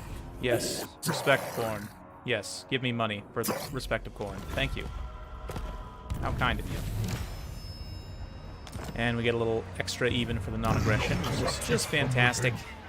Go ahead and upgrade Grass Glacier here. And Scarbrand is ever angry and growing in anger. So let's get that. Let's get this. What do we want? Probably more charge bonus, honestly, because charge bonus is a fun stat. It's arguably not the best stat. I mean, I'm certainly a big fan of charge bonus because it's literally both melee attack and weapon damage on the charge, right? So it's a 2-for-1. But you do have to then charge with it, right? Which is not always possible. So, you know, charge bonus. Very underrated stat. Okay, there we go. I was going to say, I think we should be getting the pop-up here anytime now. So what that means is we need to come back and, like I said, just re-recruit stack with Scarbrand. Yeah, we do have the Exalted Bloodletters, which is nice. Don't know how much of them we can afford, but let's see here. We can get the warrior building there. That is one nice thing, is that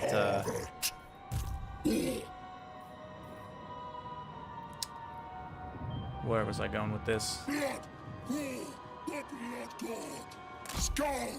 The Khorne buildings giving you income for recruitment buildings. I'm a big fan of that. Like, I'm a big fan of recruitment buildings having other benefits besides just recruitment, because I think that's kind of boring when it's just recruitment only. Like, I like it when they add to the garrison, or give you some extra income, or give you some other secondary effects, like, I don't know, local magic resistance for your army or whatever, or sorry, spell resistance in Warhammer 3. Conversing with you keeps me from battle. Khorne, forgive me.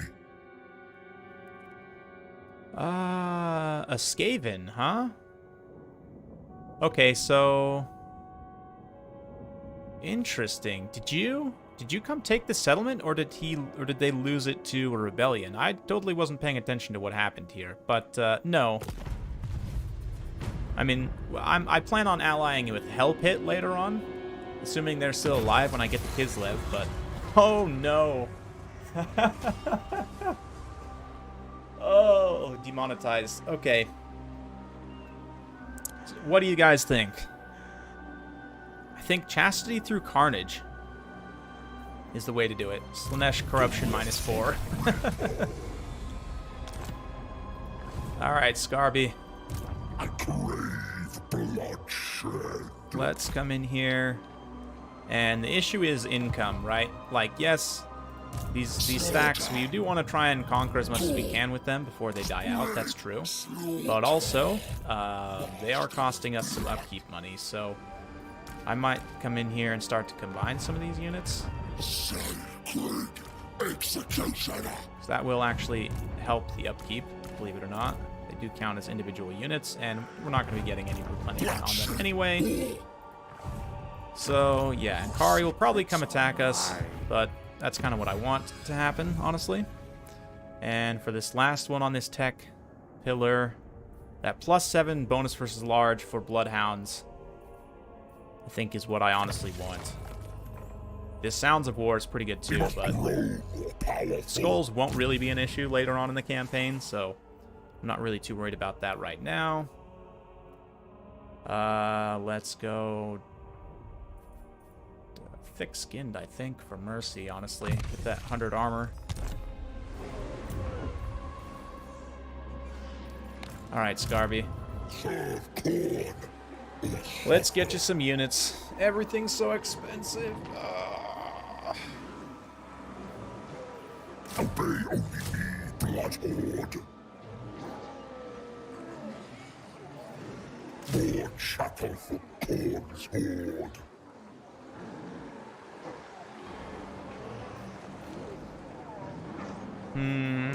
Yep. Strongest may serve. Just to fill out the units. Praise Khorne, Lord of Murder. Okay. Probably should have been recruiting Warriors units because they do hold up better on the auto-resolve, but it's fine. Distract them with slaughter. No, I don't have the favorite give. Sorry. Sorry, succumb to deafness. It's okay. We should be having that -4 Slanesh Corruption offset still, so... Okay. Let's YOLO in these 2 small stacks.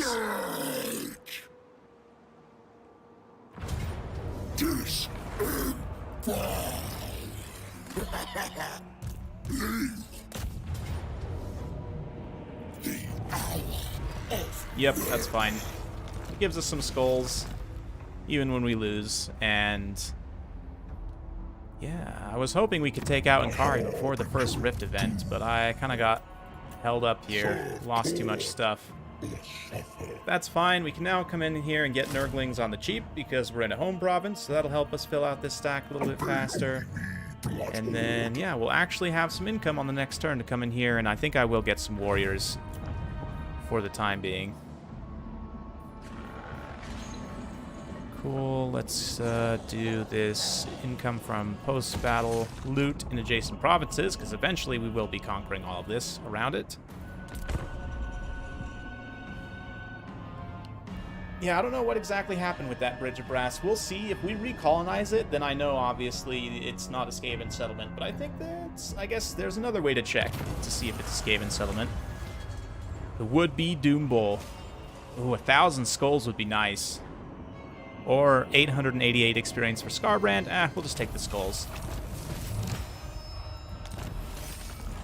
Nice. Icon of Endless War. Scarbrand, slave Khorne. Ooh, perfect vigor, huh? I like that. I like that. Let's get the Ornate Mutant we can give to literally anyone else. The drinker of blood. Blade of Blood. Plus 10 bonus versus infantry and 10% weapon strength. That's actually quite good.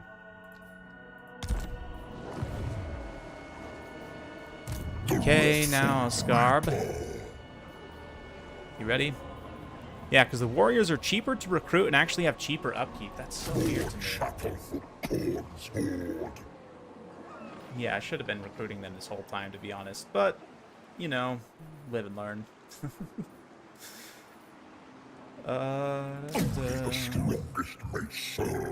And that would almost put us at a full stack. We're almost ready for the Rift event. And I need to build defenses here before Ankari comes to try and steal this settlement. So we should be able to get that on the next turn, honestly.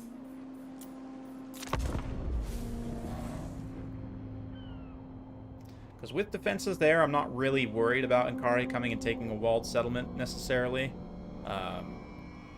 With the garrison, with the extra garrison, we should be able to hold off a Slanesh army, no problem. The land is infected. Get this now. Cool. And Scarb's ready to go. So let's check to see here if there's any Skaven Corruption. No, there's no Skaven Corruption from local populace, so it can't be that. No, we could do, though, is come check out what's happening with our old friends, the Crimson Skull. Because I believe our non-aggression time, or our truce timer is up with them. So, it's about that time. Tower of Flies looking nice and juicy.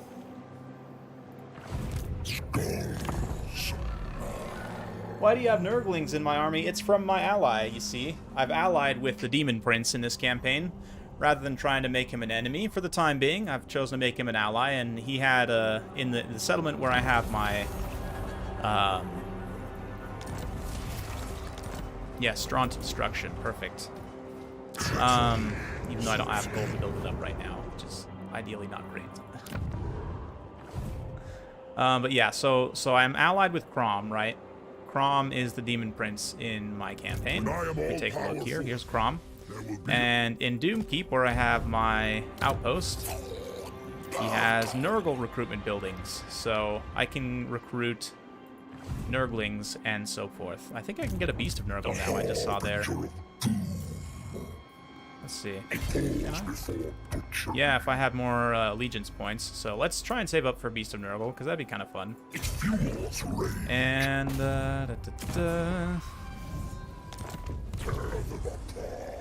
come get this Tower of Flies on the sack. Sack that. Yep. Ooh, look at that. Sweet 8,000. I love that. See, literally, we're incentivized to just sack and raise this. But let's come see. These guys have got to have a stack over here at Blackrock, right? No. Well, what's going on here? Where are you at, bud? You out conquering?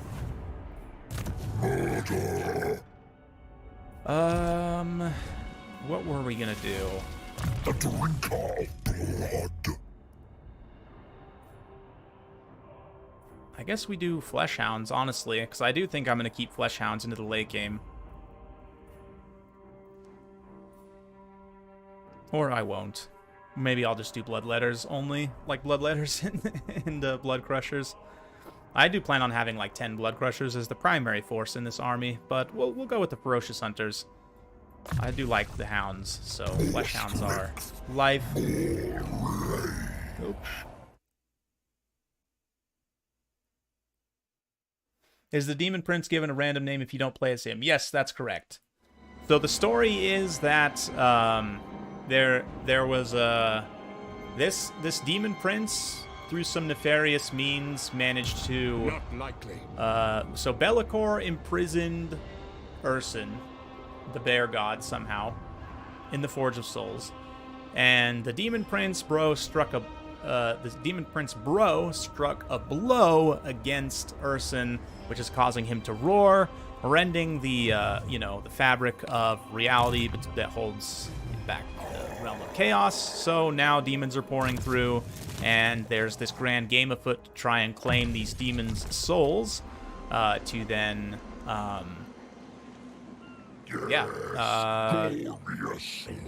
try and do different stuff to Ursun, like the Khorne, for example. Obviously, Skarbrand wants to take the skull of Ursun in order to make Daddy proud of him again, because ultimately Skarbrand is just a sad boy that Daddy doesn't love him anymore. So here we are. Let's come in here and grab another warrior while we have the gold, and I mean, we're just standing around anyway. We can come in here and upgrade defenses. We can come in here and actually build this town. And upgrade Infernius as well. Get this. That will give us a +1 cultist capacity.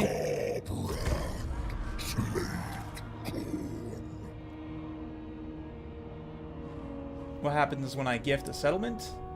Does he dedicate a settlement to one of his gods? That's a good question. You know, that's a good question. I should try that in like a co-op campaign, like gifting a settlement to a friend, like another player, and then seeing what happens to them.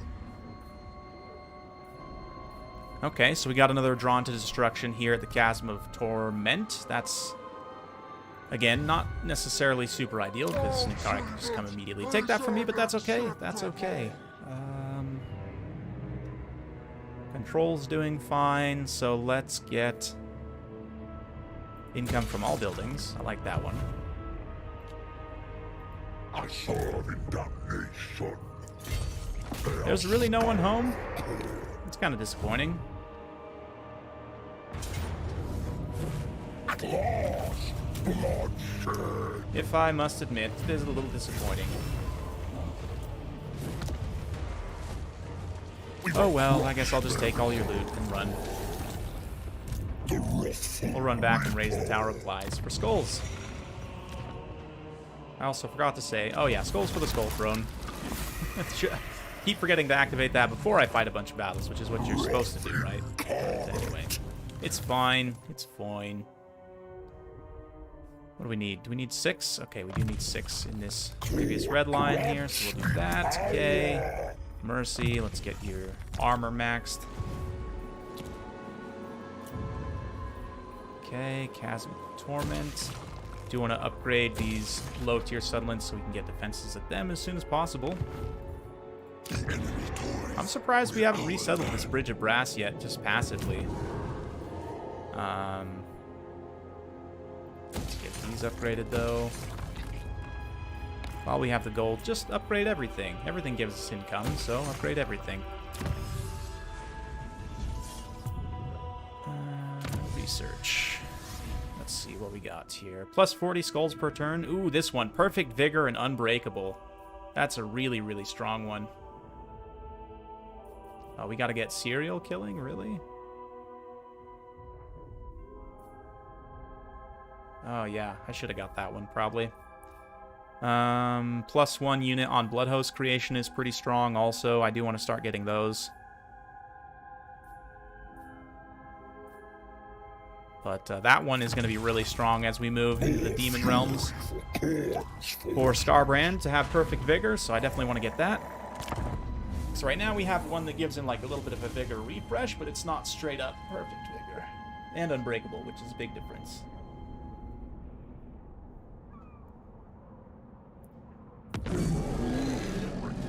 Ah, there's the Rift event, right on cue. So we're going to go do the Khorne one first, but I don't necessarily need to move through immediately, so like we have time to come through and cause some havoc first. And in fact, what I should do here is create a blood host to tend to things while I'm gone. So these guys now, nice. Got a Bloodthirster in this stack. They can come back down and raise a Black Rock. Wow, Skarbrand comes over to a Rift. Wow, we didn't have... I guess we only have really 2 provinces right now, but... Come up to the Tzeentch Rift right here.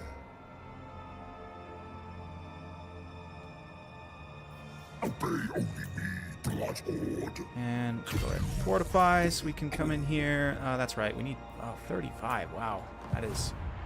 I guess we're technically not in friendly territory. That's fine. Okay. Makes sense. Let's actually force march Skarbrand.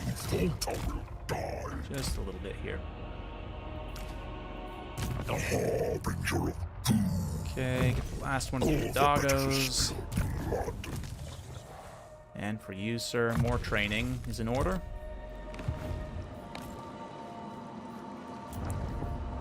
Alright, let's get this. Get defenses as quickly as possible. Nice thing is the growth on the first few is very, very fast with Khorne. Income from all buildings is always nice to have here.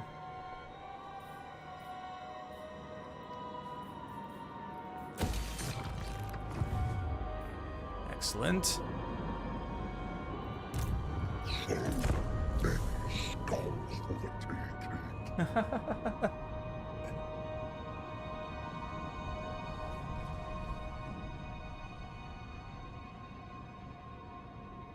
The game is pretty close to done. Yes, this is, so as I smack my mic stand, apologies about that. Land of the Plague Lord entered, Land of the Sorcerer entered. Okay, so far no one's even gone into the Realm of Khorne yet, so we're in no rush. Oh, what? That rift just closed, though? What?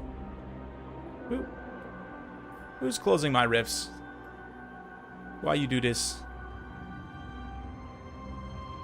blood awaits elsewhere. Dang it. That's fine. I'll go to this other rift. Scare Grinder. Oh, Scar Grinder. I was like, whoa, ooh, scary. Scare Grinder. No, Scar Grinder. That makes more sense. Okay, so do I want to come in here and get a unit of, like, halberd warriors, maybe? Or maybe dual hand weapon warriors? We're going to be fighting a bunch of random stuff in there. I do think I want some halberd warriors, actually. And let's ditch Chaos Doggos and get one more.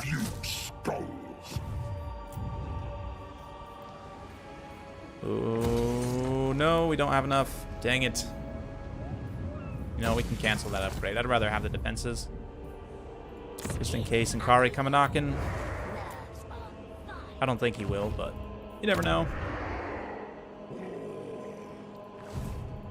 Let's go, Scarborough. Ooh, mouse is having an issue. There we go. This campaign will be a little bit faster than the one for yesterday. Just because we're not going to be spending as long in the Realm of Chaos. We'll be getting in and out relatively quickly. So.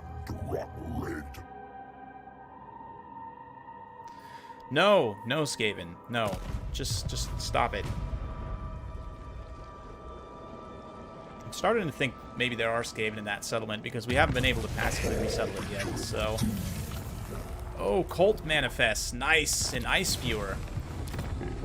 Cool. So, we can do a few things with this. We don't have the gold to do any of them right now, but... Scarborough. Nice thing about him is he can literally just duck through immediately, and we'll have no issues whatsoever, so... Oh, he can't on this turn. What? I don't believe it. You can on this turn, I believe. Come on. There we go.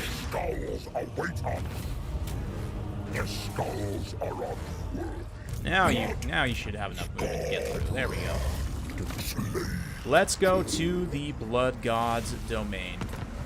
I want to get here first so I can collect all of the weapons. The realm of chaos. A place unbound. The constraints of the mortal dimensions have no effect here. Only the whims of the dark gods matter. Yet there are places where no ruinous power claims influence. In the Forge of Souls, Be'lakor lurks, and Ursun dies. Until we have the 4 Demon Prince souls, it will remain out of reach. Welcome back, mighty Skarbrand. The exile returns. Upon its blood-strewn ground, armies of demons clash in gladiatorial contests of unending slaughter. Battle through this cauldron of war and reach the Brass Citadel. There you will find the Gatekeeper, the favored demon prince of Khorne. Kill him to claim his soul.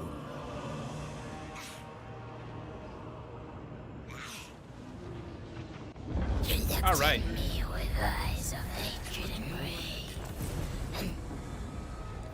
Okay, so, yeah, we're now in Battle Royale.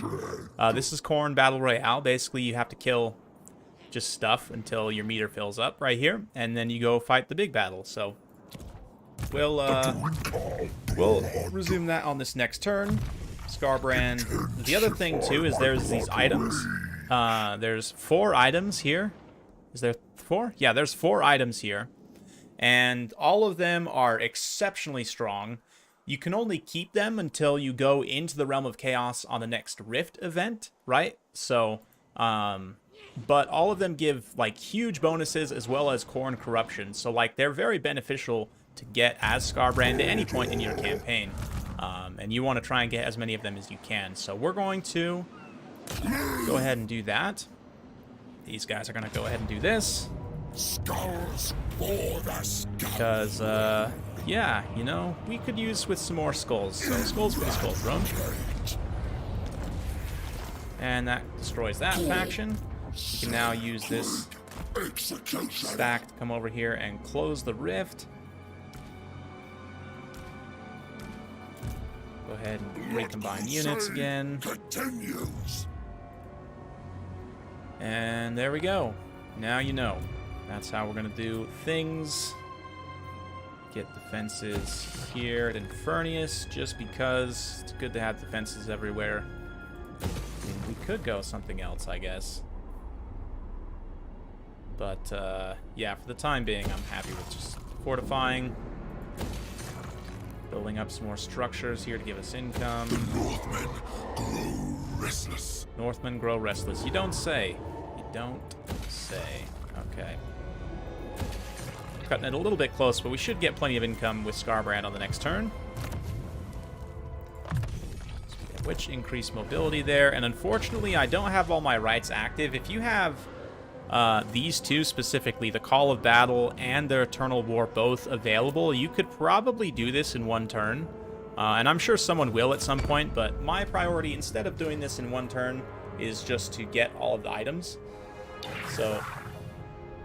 And also, that means we also gotta gatekeep any other competitor factions that come into this realm. We're gonna need to kill them. So hopefully Khorne doesn't, because I'm allied with him. And that would be a little awkward.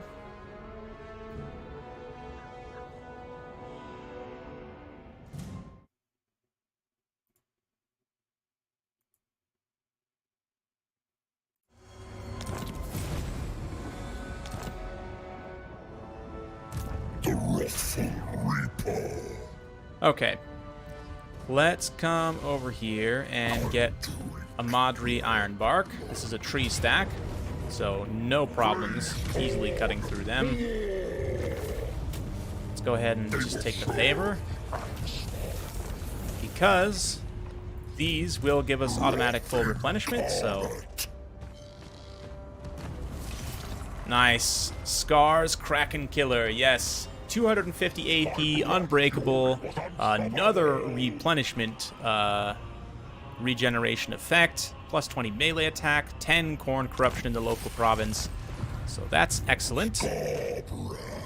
Now Skarbrand can come down here and try and get the chain sword.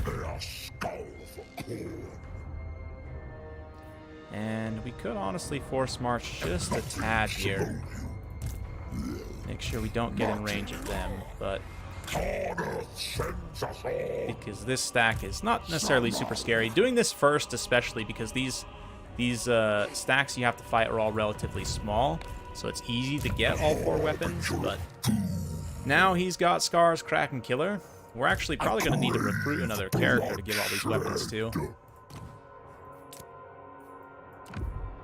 But anyway, for the time being, just take this Eternal Blade, I guess. Blood. And we'll do the skills as well. Yes, we want to get... I don't think... Do we have anything golden rank yet? Oh, yes, we do. Both the Blood Crushers are. So we want to get that Overwhelming Stampede for the Blood Crushers. And then we can get that Revel in Slaughter on the next one. Merci. Corruption's not going to be directly useful here where we are, but might as well get it. For you. Again, just physical resistance should be fine. Meanwhile, back at home, we did resettle Tower of Flies, so that's great. And I swear the Bridge of Brass has Skaven in it. We're going to have to go check that. Because it seems a little sus, as the kids would say. Legion assemble. Cool. Free stack doing free stack stuff. Making a little gold for us on the mission and on closing the rift. So that's nice. How many turns you guys got till you heal over? Okay, so we did buy some turns there for them. Yeah, let's go out to sea and see what we can see.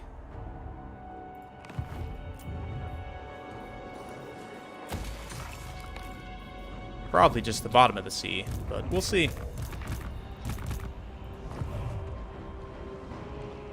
Items equipping immediately is such a blessing. Yeah, typically, yes, that's the case.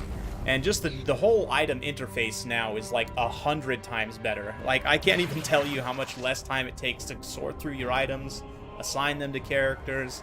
Like, it still takes some time, but it takes so much less time now. The fact that you can just, like, hit, okay, not equipped by anyone, just, yeah, it's super nice. Clan Mange, huh? No.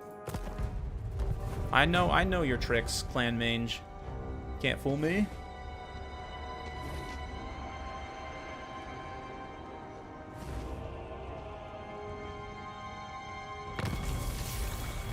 That's one of the reasons. Yes, I'm also somewhat limited on time, which is why I'm not playing every battle today. Like, I do need to run in probably only like an hour or two. I've got some other work I gotta get done today. But the good news is so the guy who's fixing my computer, my desktop called, right?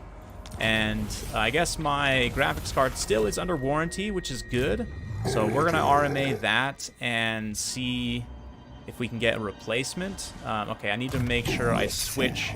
It's very important, guys. When you're gonna be collecting multiples of these items, you have to switch the one off of Skarbrand or whoever your lord is, right? Because otherwise it will actually fail to pick it up. So here we're gonna move in and get the chain sword. That one, again, 250 armor piercing damage, passive ability, chain sword, up to 300% weapon and AP from getting kills. So we're going to keep that one on Skarbrand, definitely. But then you see here, this guy has the Scar's Kraken Killer, so he is now an absolute monster as well. So now we just got to go get a weapon from Mercy. And Scarborough Revel in Slaughter. Perfect.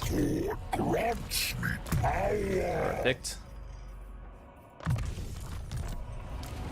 You can also automate skills so like later on in the campaign when I have tons and tons of heroes, I'll probably just automate the skills on a lot of them.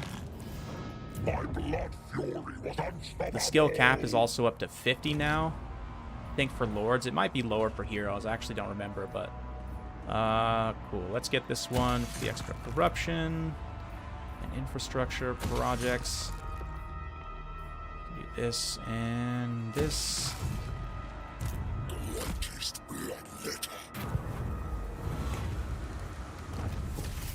Nice. Got a gold sigil sword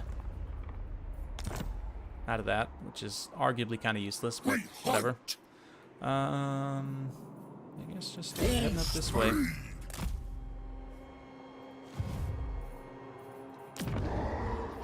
We can now come in here and get... Want to do Khorne Corruption, probably? Construction costs and income, probably, honestly. Let's do more Blood Host units on creation.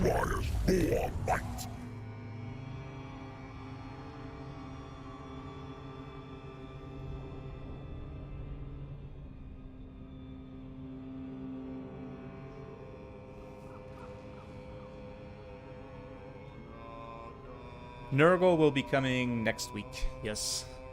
Nurgle and Zeech are both coming next week. Oh, do I want the glittering scales? Or do I want unit experience gain? Ooh, that's tempting, actually. That is tempting. Hunt them down. Glittering scales is pretty good, though. That's a hard item to pass up. You can actually give that to Mercy. Nope.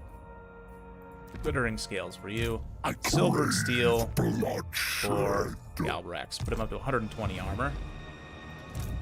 Okay, so we can now come in and beat down... That's an interesting Beastman army, I have to say. There's a random corn stack in here too now. That's, I guess, to be expected. Cool. We'll eat them. We almost have enough. This is another monster stack right here. Can't beat them.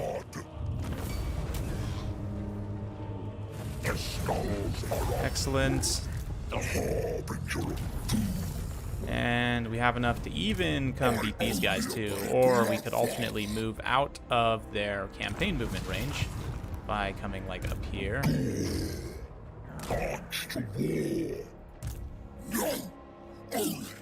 I might still be able to get to me. That's fine if they do, though. This stack I'm not worried about. It's like a low-tier undead stack. We'll be able to easily destroy them. And no one so far has... No other, like, major faction has come into the Khorne Bowl yet. So we're all good to just keep collecting items for the time being. Scarbrand is now maxed out his red line skills, so we can start juicing up himself. He's almost 1,000 weapon strength with that item, so we definitely want to keep increasing that. Melee defense and weapon strength. A tool of Khorne's wrath. Yes, now we can summon 3 bloodletters with Mercy here, and the Galbrax is immortal. Wow, already. So soon. How many turns are we in? 37? Yeah, these Khorne campaigns go quick if you don't play out all the battles, which you don't necessarily always need to. Khorne's, especially the warriors, seem to be pretty decent on the auto resolve. I kind of was making a bit of a blunder by taking a thematic army in the early phases of the campaign with a lot of bloodletters, but bloodletters are actually very good in multiplayer against certain factions. I would say the Khorne warriors are super strong though in general. Yeah, they're literally just like better Chaos Warriors, so... I don't think we need to upgrade defenses there. We could probably just hang on to the gold for the time being. More forest for the Wood Elves. Yes. So I talked a little bit about this on the stream yesterday, but I can kind of go through briefly sort of my speculation on the map of what I think they could add. Like, there's a lot of areas that are potentially right on the borderlands. They could, and it just depends. I mean, they've done some weird things to the Empire. Really, whatever they wanted to squeeze in at this point, they could probably make it fit, but... Yeah, here we go. Okay, low-tier undead trash.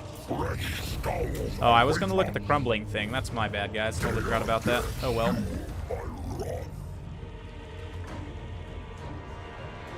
Oh, did we crash? Do we have a crash? Nope, nope, nope. It's good. It's good. Okay. We did get another achievement, though. I'm getting all the achievements right now. Makes sense. We got some good stuff off that, too. What did we get? We got a Talisman of Endurance. Nice. 12% ward save. I love that. I love that. Give the Opal Amulet to no one, actually. Just hang on to it, I guess. We do need to recruit some more units. Okay, let's give you the Chainsword, Mercy, for now. And I do need to literally recruit another character just so I can give them an item. So let's see what we get. I don't think I've actually picked this one up yet. The Bane Spear. Wow, it makes him a Mortis engine. Okay. Okay, so I think we'll give that one to whoever.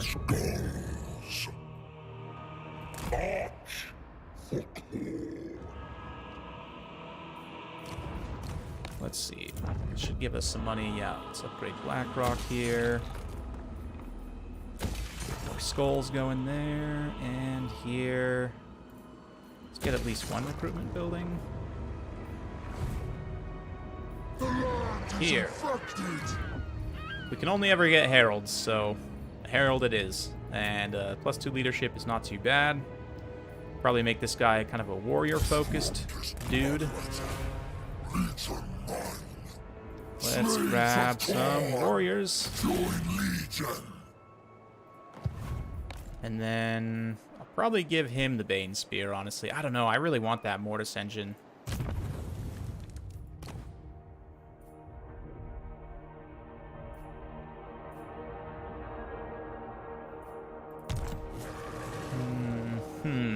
Blood for the blood god. You know, I think we'll give him the chain sword. Thinking about it. Yeah, we'll give him the chain sword just to have 600 weapon strength. And then Mercy can get the Bane Spear.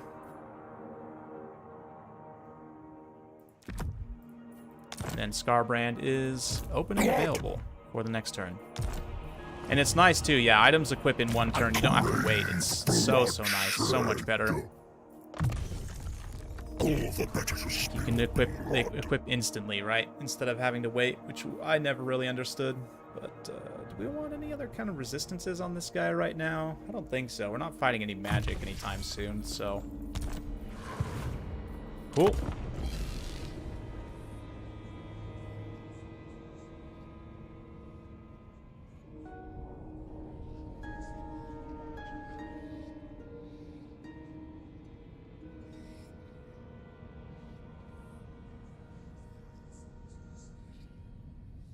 Yeah, Jacob, I think end actually is starting to become more and more likely. Like, as time goes on. Oh, look who it is.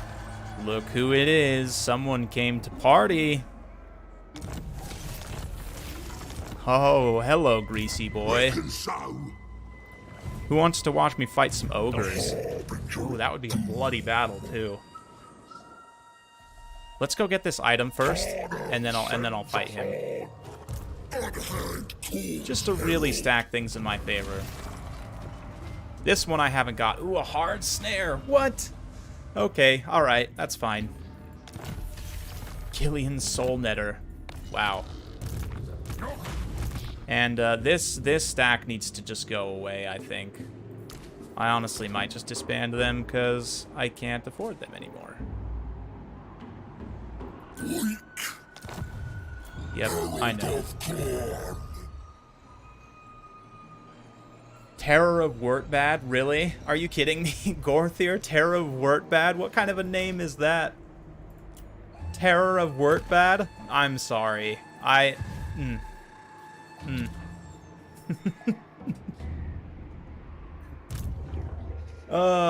I play out Battle of Brass Citadel? I could. It's gonna take me a while. I could also auto-resolve it pretty easily with this army, I think. But maybe I'll play it. Ooh, I could actually restore my campaign movement with this, can I? Will it work, or will it bug out? It might bug out. Oh no, it worked. I got a tiny bit back. I want to go party with Greasy.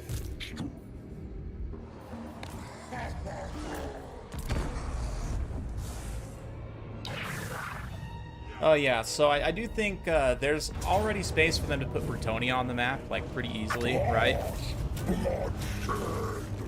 I think I might play this battle against Greasy, though, if we can get him to fight us. Or I could just troll him and immediately go fight the Battle of the Citadel and kick him out. Part of me feels like I gotta gatekeep Khorne's realm, though, you know? Like... And plus, it's the chance to get Greasy's defeat trait, which I don't think is actually useful for us at all. I think it gives you, like, income from trade, which is not something we're going to be doing. I think it might give you income from all buildings, too, though. Maybe we do want to kill Greasy. Perfect Vigor. Okay, so he already has Perfect Vigor. We don't even need that ancillary to give it to him, but we'll still take it and give it to someone else.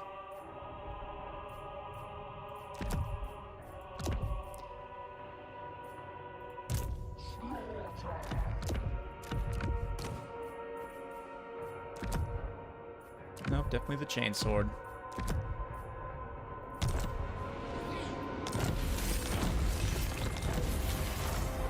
Nice, Khorne is Ascendant. Perfect. That refreshes all of our stuff, so we can definitely catch Greasy now wherever he went. How are we gonna do this, though? If I come all the way out here, like basically as far as we can go.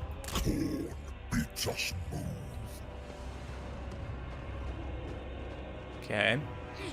And then we're going to use the Call of Battle. I don't think that'll quite give us enough to reach Greasy, but we can try. To die. The drink of Yeah, not blood. quite. Then we can come up to here. This place. And I really hope this gives us enough. Otherwise, I'm going to be very sad. Freeze, Khorne.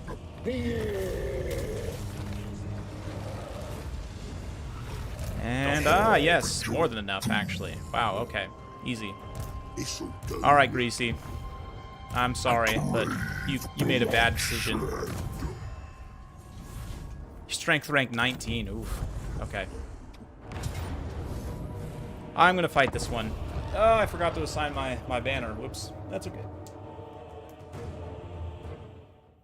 I have had some crashes. Yes, I'd be lying if I said I hadn't had some crashes. But I know stability is one thing. Like, we're still in an early access build. Stability is one thing that they are continuing to improve upon, so...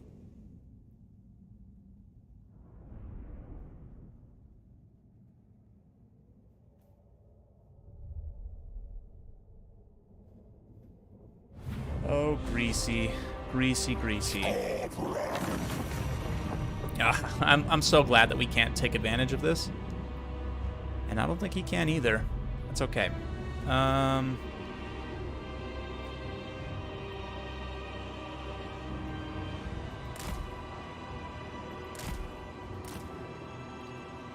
Oh, Greasy Goldtooth. Chaos warriors of Khorne. Greasy Goldie. Slaves to darkness. Gold. Not member. Slaves to darkness. Actually, probably gonna want the halberds up front on this one now that I think about it.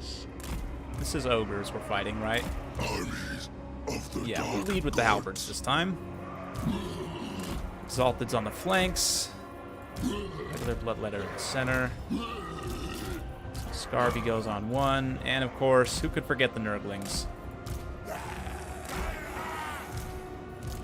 Bedded little nasty boys have been with us for quite some time now. I'd almost be sad to lose them.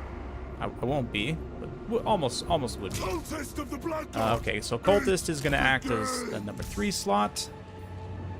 We'll go number 4 for the heavy cavalry, 5 for dogs.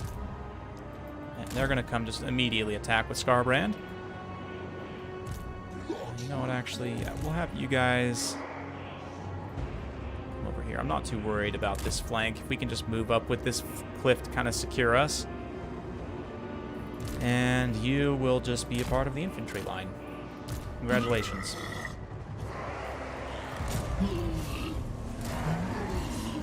It is done. Blood God asks. Okay. Let's see what we can do here with Scarborough. Blood. We did get the anti-large on the Flesh Hounds. They're going to be really strong here. Seek out slaughter. Eradicate them. What do you think you're going to do, Knoblar Trappers, huh? What do you think you're doing? You're only making me stronger. Okay. Let's set up like right here.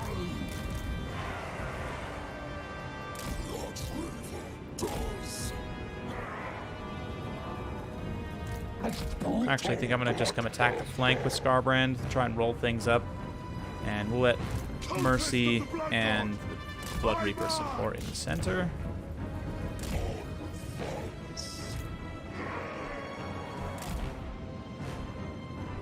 Ogres are going to be great in multiplayer. Granted, it's a little hard to tell because there's a particular lack of anti-large on quite a few of the factions right now. But I think they'll be very good in multiplayer. Oh, okay, so we're going to get started here. Let's just give an AI attack order on whatever is fine. Oh, it's an actual activatable drain. Okay. Yeah, you warriors need to... Oh my god, that thing is going crazy. Look at those animations. Anyway.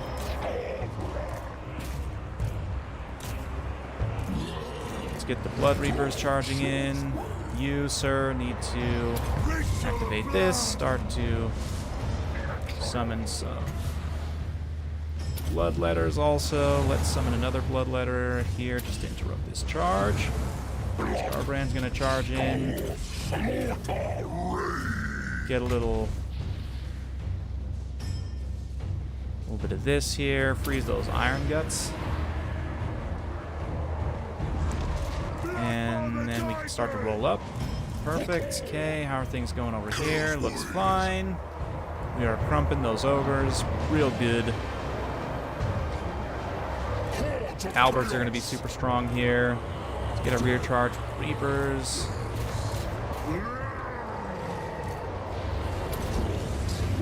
Oh, it's an actual activatable heal as well. That's cool.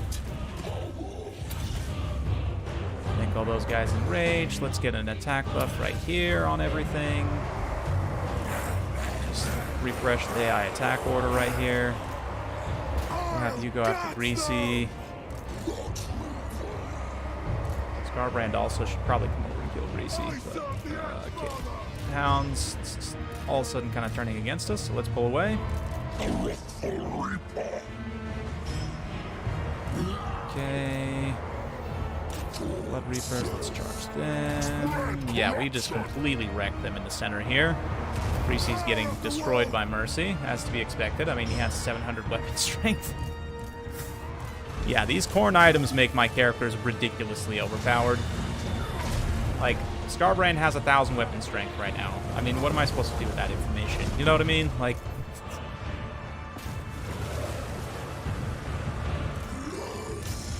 Oh, goodness. Easy. Greasy goes down, and that should probably be army losses, I would imagine.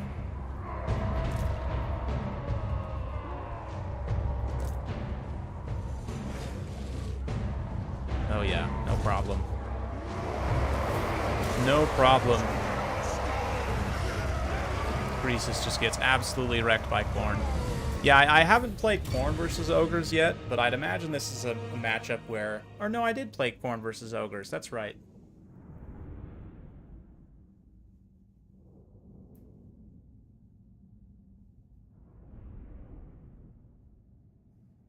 Yeah, the thing to remember about multiplayer as well is that Domination Mode is now a thing.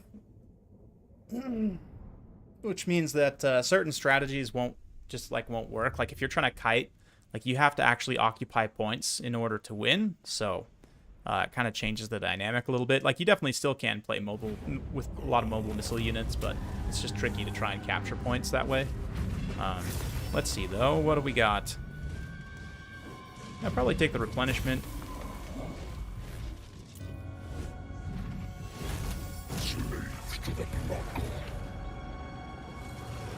Okay, cool. Nice. Income from all buildings. Plus 8% local province. Oh, only local province. That's kind of weak, yeah. The trade literally doesn't help us at all, but that's fine. Okay, which one of these two armies is going to be easier for us to just absolutely beat down? Probably this one, honestly. I don't know. The squig herds don't do much. Okay, let's come in and finish Grizguts here.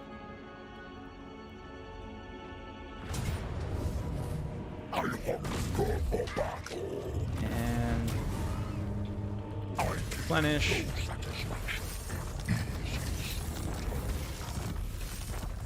Excellent. Okay. And I think I'm gonna do one turn of just like replenishment, basically.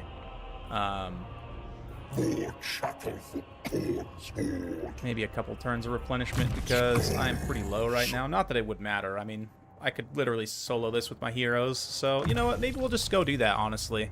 I mean, I have taken some losses on some units, but really all the super important stuff, these halberd warriors, maybe I'll just combine them so I don't lose them, honestly. Yeah, you know what? Let's just do it. Let's just do it. We'll do it to it. We'll combine some units.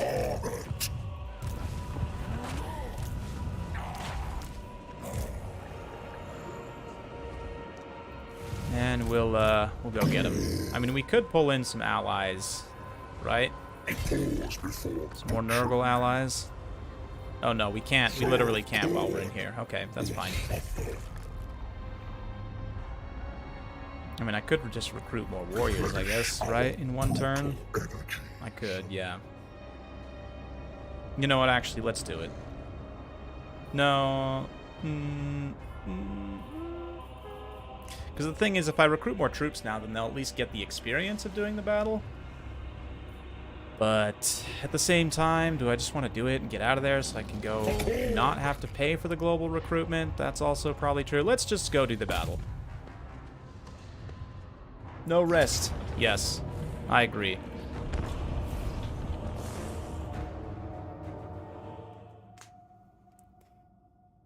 I agree. So this one is familiar. I've fought this battle before, but not in this capacity. It's going to be a little different this time.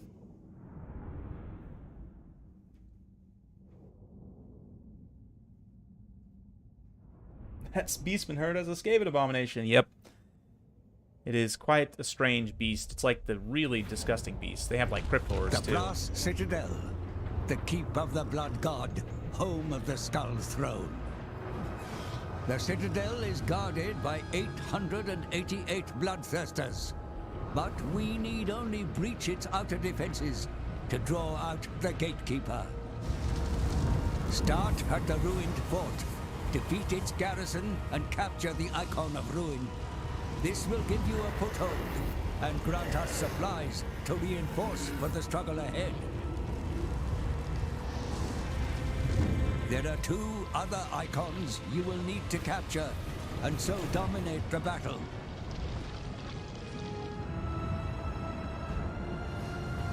You have drawn the Blood God's gaze. Make sure you are worthy of his attention. Let the slaughter begin. This is, normal battle difficulty. Hard campaign, normal battle difficulty. Yeah. Yes. It's because there's a reason for it. Since this is a multiplayer channel, like me personally, I like to play on normal battle difficulty because that's how multiplayer is. You know, like the unit interactions, there's no cheats in either directions, right? So, how do I want to structure my infantry line here, by the way? I honestly have the letters kind of leading slightly. Chaos Warriors of Khorne! You know what? Screw the warriors. They can get sacrificed.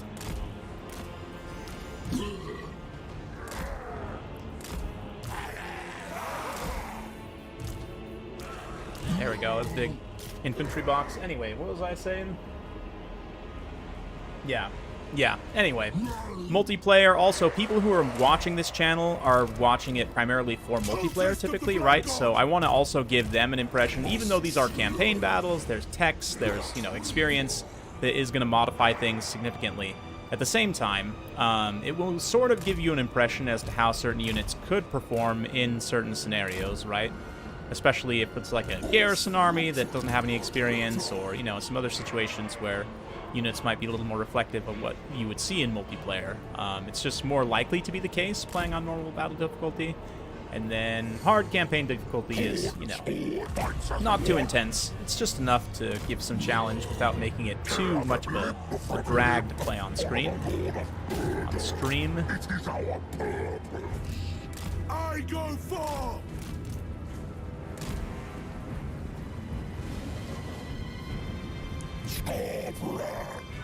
Here we go. Here we go. What are you guys doing? You just gonna let me come in and destroy you like this?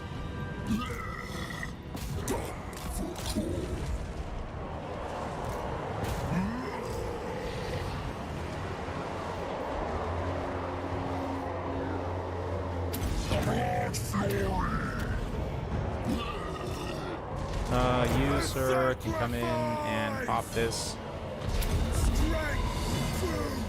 Oh, it actually did like a Fate of Yuna sound. That's kind of funny.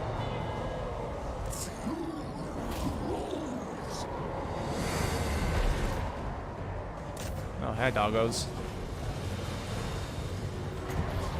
Maybe I'll use one Bloodletter summon here.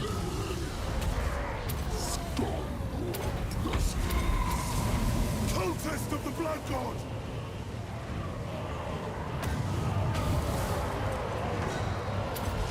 Father's blessing.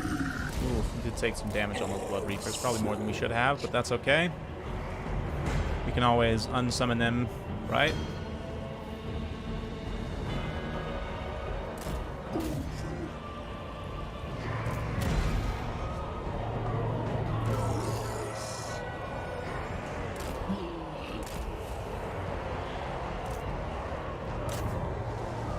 Yes, get the doggos. How are these guys not crumbled yet? Eradicate them. Units getting absolutely mauled, and they're still fighting. There we go. Now they're vanished. That was a little strange.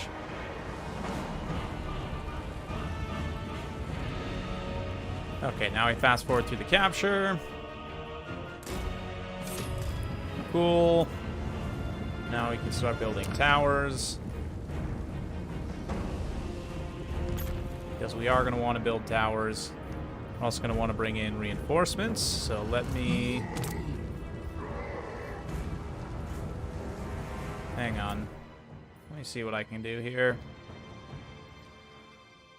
Let's get some warriors with halberds to be meat shields. We'll just get as many units as we can, honestly. Units are units. Of Khorne.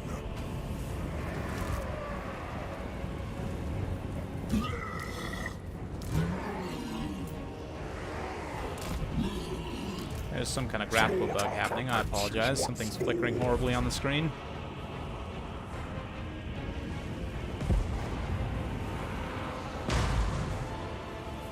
We do want to also build more towers when you have the ability to, but not sure exactly what's supposed to be happening now. I thought these flames would dissipate and we could move forward, but I guess we gotta wait.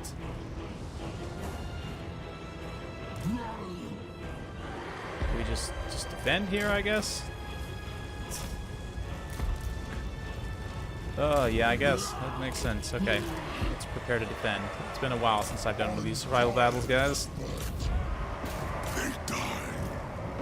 That's right. Yeah, I gotta defend from the counterattack. I remember now. Yep. Big nasty blob. Everything's fine. This is actually quite the wave here. Okay.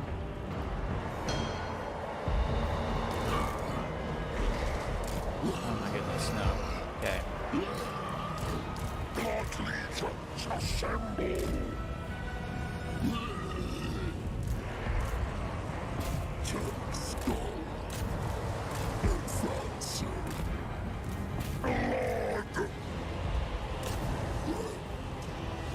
Let's just get set up here. The halberds.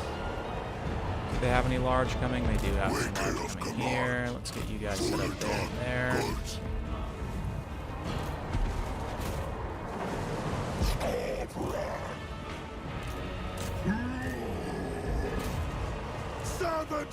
Mercy, you can come. Oh, wow, this is a lot of stuff. This is quite the amount of things.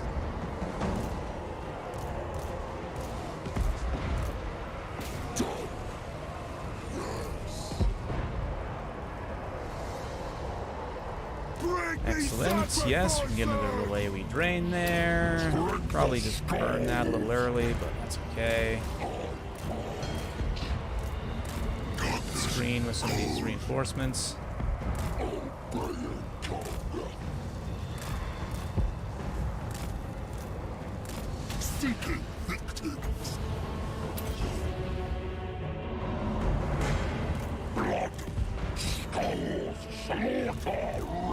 Let's actually get you guys over here ready to charge. I'm just trying to preserve my main force and primarily only use reinforcements here, but we might end up having to replenish some stuff. Yeah, towers. Let's build some more towers, because towers are life. Okay, one there. Where were the other points?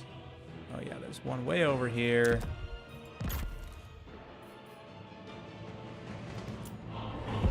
Chaos Warriors! For Khorne!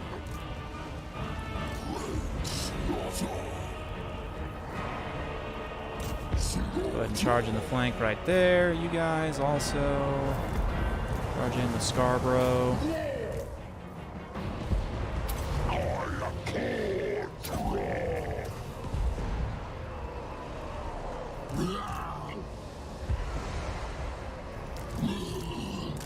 You guys pull away again.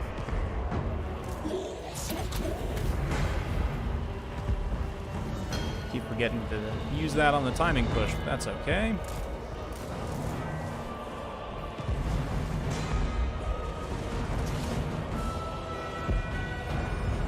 They are still coming. Let's see about some more reinforcements here. Get some bloodletters in.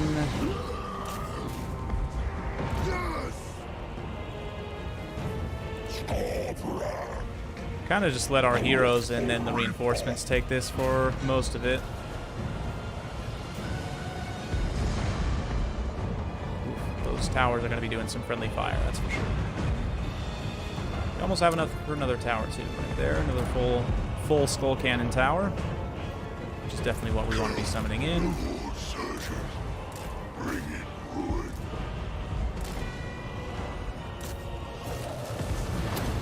Helmet Discord over here before the doggos charge. That should be enough to collapse that entire pocket. Get another cannon tower going up here. Okay. And we've almost finished off this wave.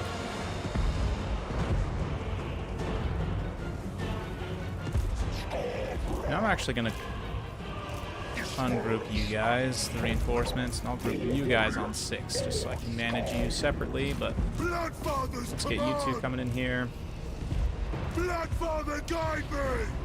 Mercy has taken some damage, but we'll make sure we manage him as well as we can.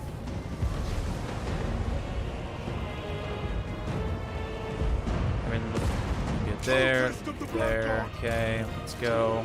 Cool. So now we can move up our main force, and we'll probably leave the reinforcements here to hold the capture zone. No, not you. You two. With relish. With relish and ketchup. Mustard. Anyway.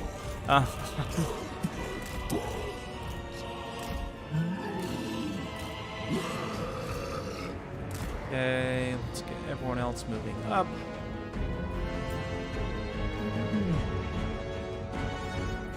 Alright, did I get all the tower notes here? Let me just make sure. I think there was just those 3, right? No, there's one more right here. Okay, that's all, right? There's 5 towers there? Yes, okay. Let's advance over on this side here.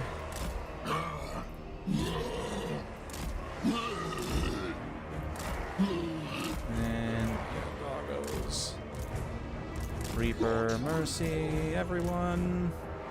Let's go. You know, actually, the towers should be enough in hindsight to. What are you guys doing? What are you doing? We got some guys with some messed up pathing over here. Armies of the dark gods, spreading destruction. Let's see if the towers are strong enough to just hold this objective by themselves. They should be. I could always bring in another reinforcement here if I need to. But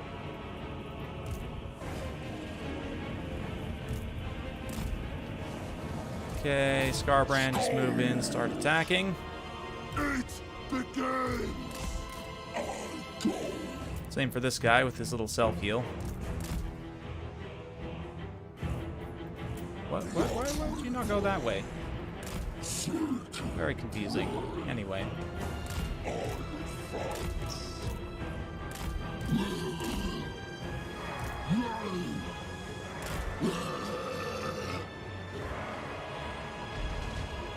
Excellent. Doing good there. Okay. Let's keep it moving.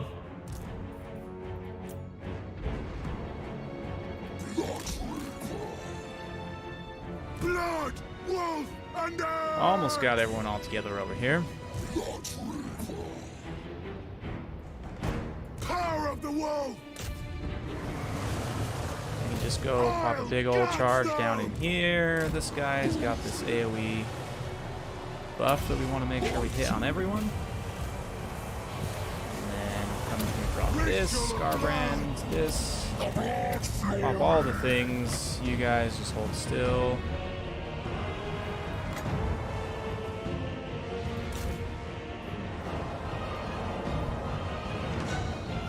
Yeah, a little bit overkill perhaps, but there's no kill like overkill when you're Khorne. Let's see how my frame rate holds up if I get close on this. It's definitely chugging.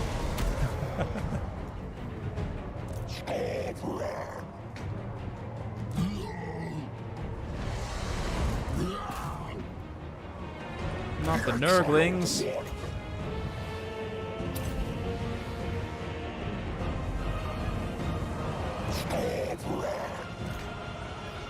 I serve the Axe-Father! Just go collapse these bloodletters real quick, and then we should be able to move up and just capture this.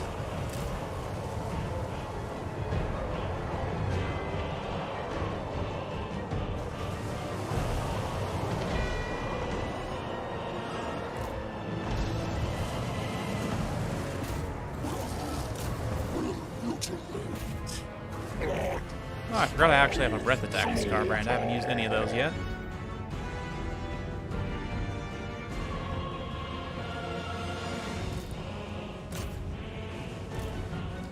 Okay, yep, those guys should be done there. Let's get you guys moving up to the capture as well. Just everyone pile in at this point.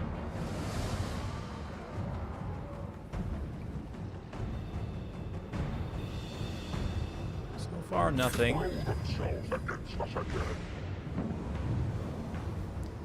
Time until wave 45. Okay, towers. Build towers. Build lots and lots of towers. Okay, so we got some towers. Now the reinforcement point is here. Let's look at what we have available. Skull Cannon would be fantastic. Exalted Bloodletters also. How much points do we have? We don't have a ton of points right now. So let's do this. Let's back the squad up. Did we lose our Nurglings? I think we lost the Nurglings. That's a shame. Oh well. And again, we want to just play... Oh no, they got ungrouped somehow. How did that happen?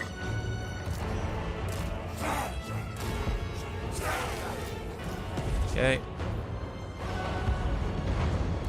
And you guys also back. We want to hold the zone with the reinforcements.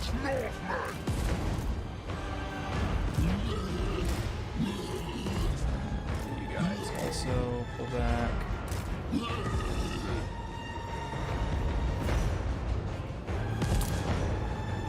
Let's bring in a Skull Cannon and a Chariot. Skull Cannon can start shooting whatever. Honestly, just fire at something.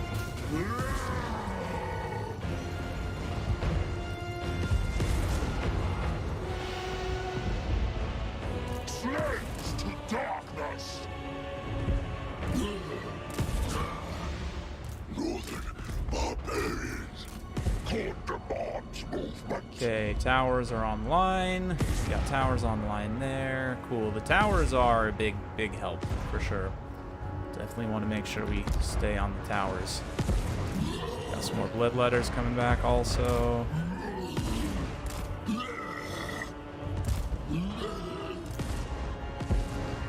Maybe just fire into the blob, honestly.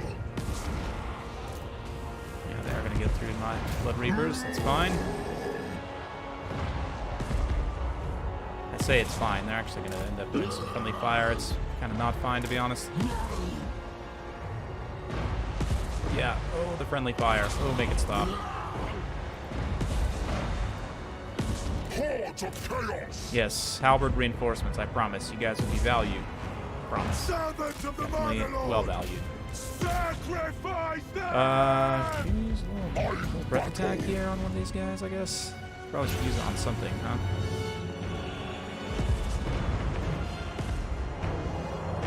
Is this all you can conjure, Khorne? Daddy? Daddy? Daddy, this is weak AF, Daddy. Yes.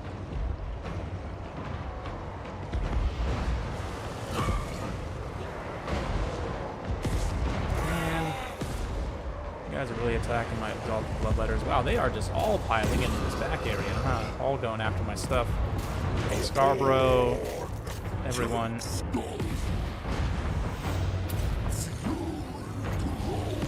Let's summon some more bloodletters here to help you guys out. Blood chariot over. Oh, is Mercy caught up in chariots? That's not good. Let's also use one of your summons, I guess.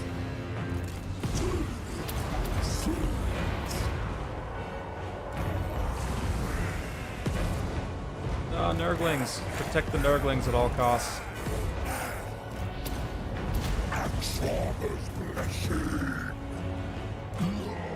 Cool. Looking good there. Let's use the attack buff. Haven't been using that on cooldown as much as I should have, but there you go. Nice. Towers are doing their thing.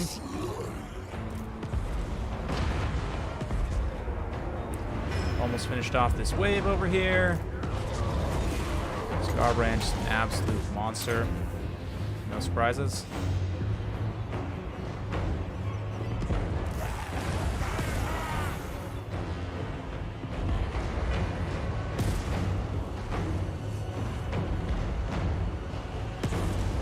Yeah, I've been struggling with this. If I can't get a good replacement for my card, which I think I'll be able to, I think I'll be able to RMA my card and get another one from the manufacturer because it's still under warranty for like another couple years.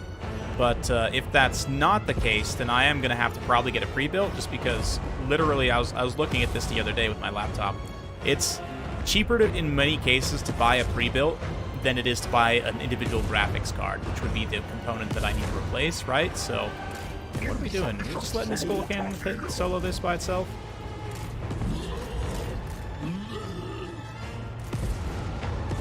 Shameful, Scarbrands. Shameful.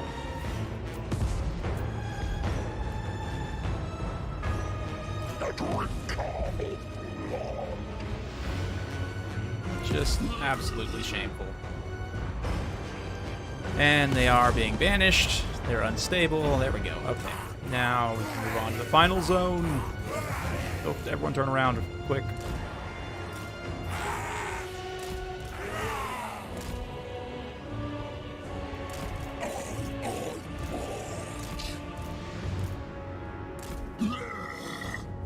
There's a bloodthirster over there. My voice is starting to give out a little bit. That's another reason why I didn't want to stream quite as long today. I don't know if my voice can 100% handle it, but we'll do what we can. Onward, Northmen. Yes. Scarbrand, you can just go keep attacking, honestly. You have taken literally no damage, so you could probably do this by yourself, to be honest. Let's see. Let's see how much he does by himself.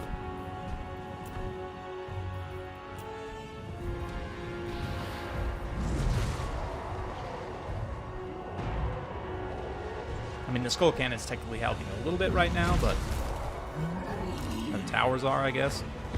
Skull Cannon's actually not helping at all.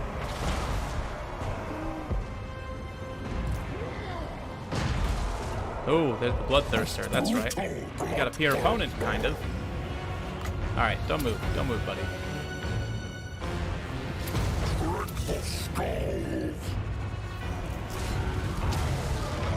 I can't imagine that other Bloodthirster will hold up for very long. Maybe we bring the Blood Reaper over just for some extra help, though.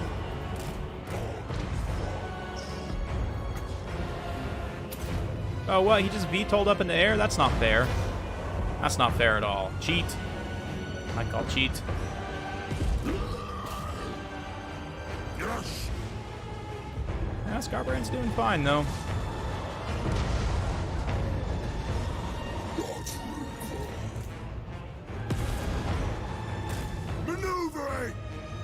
Let's actually get you guys advancing. Not keep that. Can we actually get any more of those?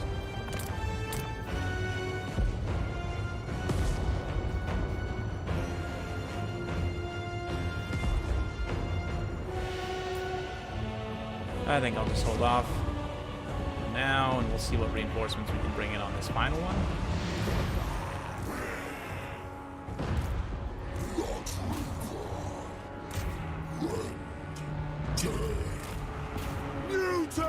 Let's just see with this this thing. It's weird. Oh, 145 charge, yeah, and 1,000 weapon strength. Makes sense. Actually makes sense. Now, Scarbrand actually took a pretty good amount of damage in that fight. Wow. Okay. Maybe he's not the solo destroyer of worlds we thought he was. Chaos Warriors of Khorne.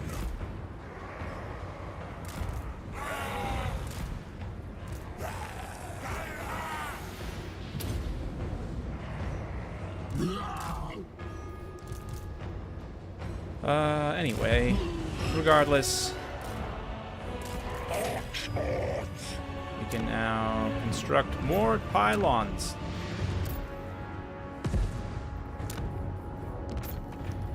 And let's see what we got on this reinforcement point. Bloodthirsters. Just bloodthirsters. As many bloodthirsters as we can get, honestly. 3 bloodthirsters is what we can get. Okay, perfect. This is perfect.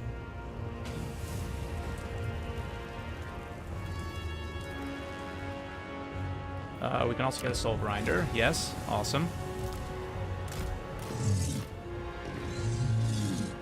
Is there supposed to be another wave? Am I missing something here? Is it bugging out? Don't tell me it's bugging out. Oh no, there we go. Okay. Khorne's gatekeeper. This is the demon prince whose soul we seek.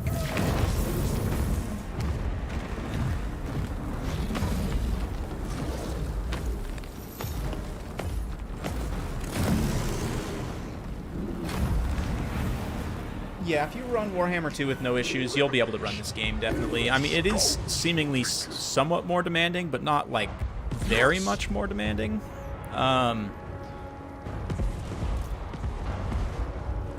Oof, nice. Nice little shotgun attempt.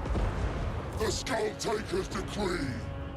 Yeah, I think all the Bloodthirsters should just go hunt him down, honestly. That's what I'm thinking at this point. And then, yes, definitely Skull Cannon target him.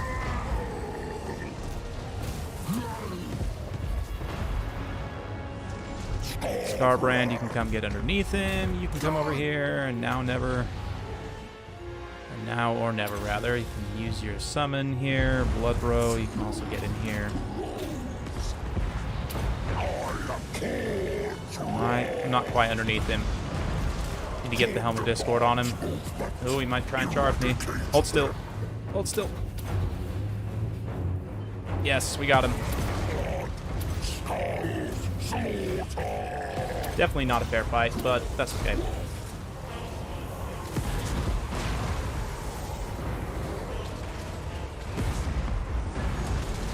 Ooh, Scarbrand's angry. I can't control him. He's too angry. I can't control him. Yeah, but poor little gatekeeper here is just getting absolutely mauled. He does look pretty cool, though. He's like a demon prince loadout, right?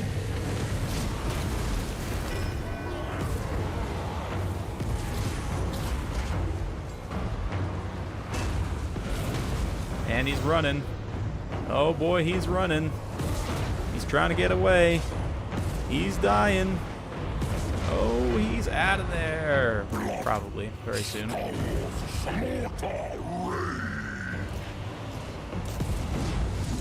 Oh, is that Minotaurs? Oh, careful, Scarbrand.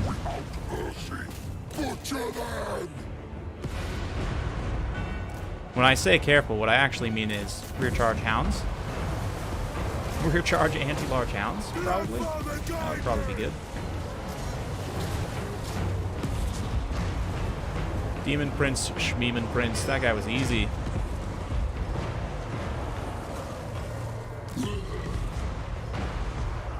And then the reinforcements plus the towers is enough to kill almost everything here. Let's just keep you guys back. I don't want you getting friendly fired by the towers.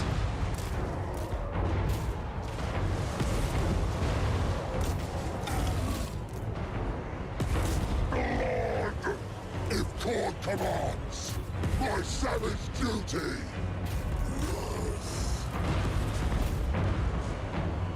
Go collapse the skull cannons, and then that should be pretty much it.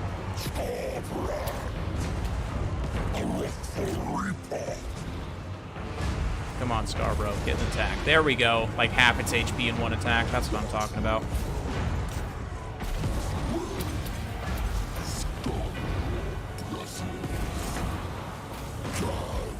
Let's see this rear charge damage. Oh man, so good. So good.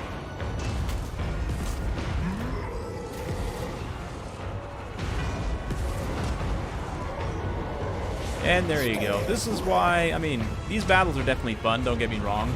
And they're probably really hard on the harder difficulties, but with these guys having such ridiculously powerful items, and with the towers and with the reinforcements, it's not insanely difficult. It's definitely doable. Just depends on how much losses you've taken, you know, during the lead up. Like certain ones, like Nurgle is a giant pain. You take like infinite attrition damage basically the entire time. And some of the other realms of chaos can be a little bit of a pain. Slaanesh just takes a long time. It's not really hard necessarily, although you can get some ridiculous rewards. Yeah, the towers make a huge difference. Ah, yes, advisor. Show us what you're made of.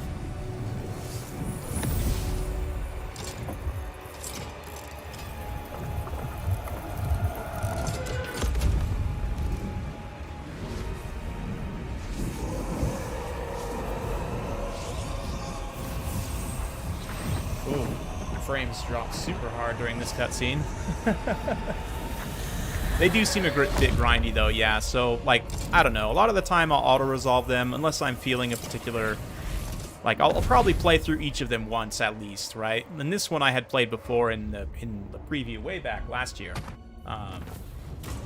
But, yeah, we did it. We successfully did it. So, we lost the Nurglings, though. Sad, I think, probably. That is pretty sad if we lost the Nurglings. But 400 kills on Scarbrand, not too bad. Just grinding stuff up in melee. Yeah, the triple Bloodthirster in the end is definitely really nice. That helps a ton.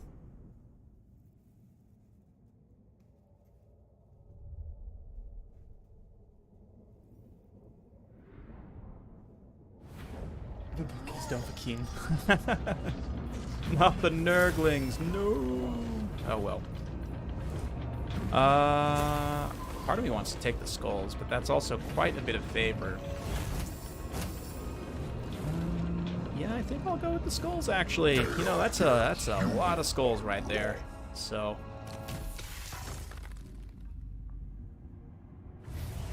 The first soul harvested. When all four have been gathered, they will combine into a single light, revealing a shadow path to the Forge of Souls. Then Ursun will be within our reach.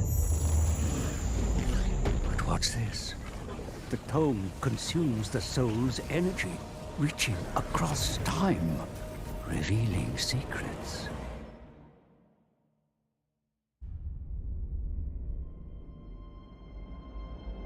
It was the Old Ones that shaped this world into a paradise. Yet the power they harnessed to move sun and rock could not be tamed. Raw magic erupted from the great cataclysm, flowing forth from a realm of chaos. So came the demons. They hunted the mortals, feeding on their souls. Yet one of their prey betrayed his kin and embraced the gods of chaos. They gifted him demonhood, and he became the first demon prince, Be'lakor. He clawed at the world, scarred it with his armies, reveling in the bloodshed. Those who seek power will always want more, and Be'lakor's lust was the greatest of all. Gods of Chaos, have I not fed you souls? Have I not given you the world? Give me more power. More power. Now, this is Be'lakor. This is a famous demon prince from the lore. Oh. Before gods punished Get wrecked, Be'lakor. Oh, man. They took What a noob. everything. His armies, his power, his form. Cursed to roam the world as a shadow amongst the shadows, powerless for eternity. Damn the gods.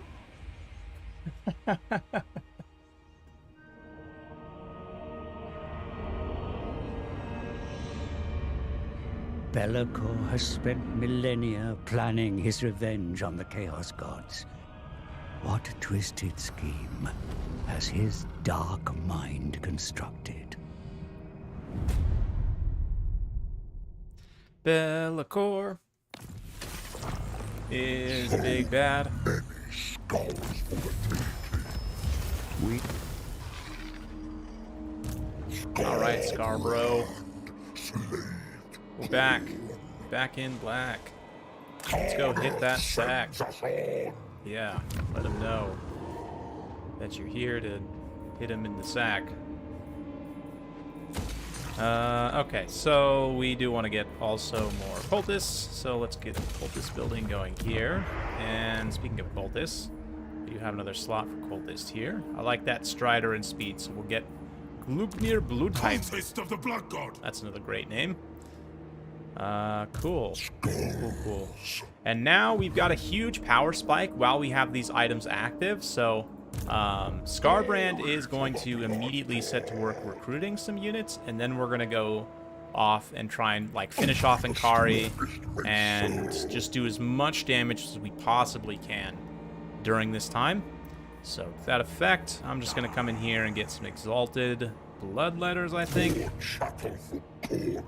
Yep, that looks good. And then think what I can also do, come to trade some armies, trade some warriors out of this army.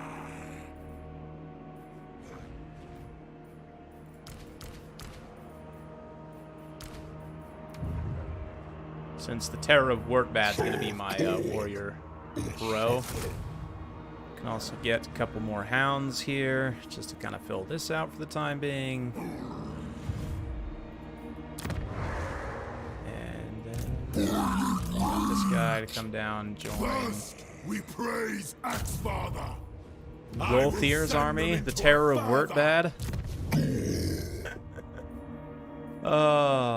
Hit points, 5%, 10%, nice. Okay, got tons of skills from that too. Speed is also something we're probably going to want to do.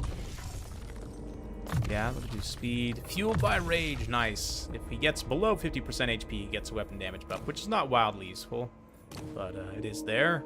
Okay. Let's, yeah, I don't have anything else. Exalted murder! We do have Eternal Blade. Potion of Foolhardiness. I'm going to go ahead and fuse these. Blood, skulls, And then I'm going to fuse these. and glory. Hey, fused armor. Wow. Perfect vigor. Look at that. Perfect vigor. Plus 10 armor. I think this guy needs that, honestly. And then you can get Devotee Charm of the Shield from him. Bloodfather. That's cool. Perfect vigor's always nice. And cool, nice. This guy can now summon a Bloodthirster, so that's great. That is really good, actually. This, come in here, Immortality, and probably additional melee defense. Galbrax's probably also got, yeah, 4 skills, so let's do this here, and we'll start working up probably hit points next. So everyone just gets more and more powerful as we go along. That's kind of how this goes. Upgrades, upgrades, all the building upgrades. That should be all for the time being. And let's check quick deals. Both the Skaven want to be friends, also Tzeentch. But we're Khorne. I don't really do a lot of friends. Not really my thing. Yeah, just hold off on that. Awesome. I don't know, Eldrin. I would think that either as a playable lord for Norska or for Warriors of Chaos, like if they were to do a DLC / rework for them, they would make the most sense at that point. But hopefully we see, because we have a demon lord for each of the 4 gods, right? So hopefully we see like a warrior lord for each of the 4 gods. I think that'd be super awesome. But okay, Broken Wheel Tzeentch faction wants to get a non-aggression pact with me. I don't think so.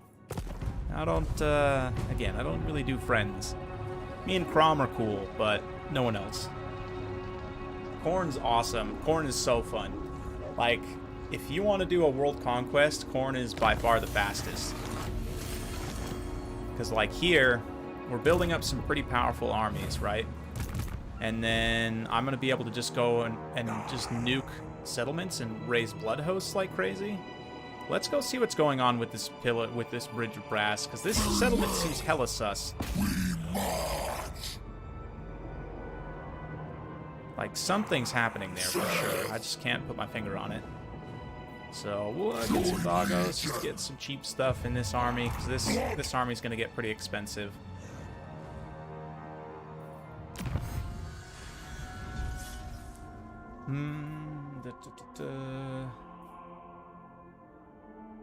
Speed and melee attack for blood host units, plus 10%. That's nice. Could just do plus 40 skulls per turn passively, which is a little boring. Let's get that one. Okay, any other building upgrades besides that one? Yes. Okay, cool.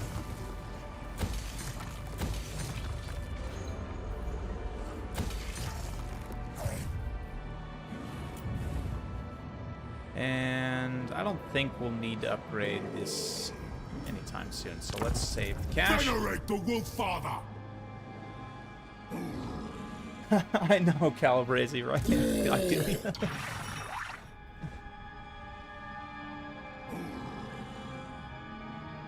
That's a good point. Oyakata, that's a good point. Or I make your weakling land run red.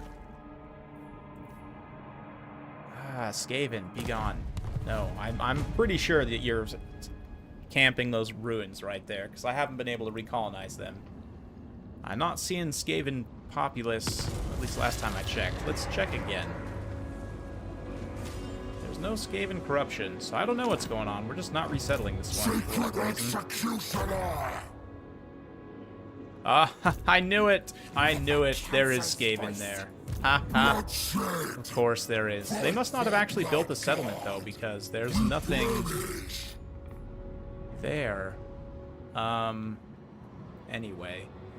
Should I get some plague bears in this army? They are fairly expensive on the upkeep. Nurglings are nice because they're just so cheap, you know, for what they're doing for you. The plague toads are even cheaper somehow than the plague bears, which I guess does actually make sense. Plague bears are meat bags, though, that's for sure. They're just so slow. 23 speed. It's painfully slow. I mean, I'm only 28 on my warriors, so not that much faster, but...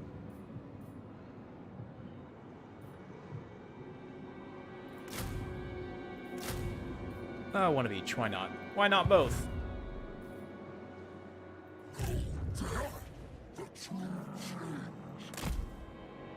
Seek you Okay, now Scarbrand. We gotta go kill Inkari, like right now. Wherever he is. I don't know where he is. That's kind of concerning. Touch through the agony. First, we praise Khorne. Okay, let's get this upgrade here.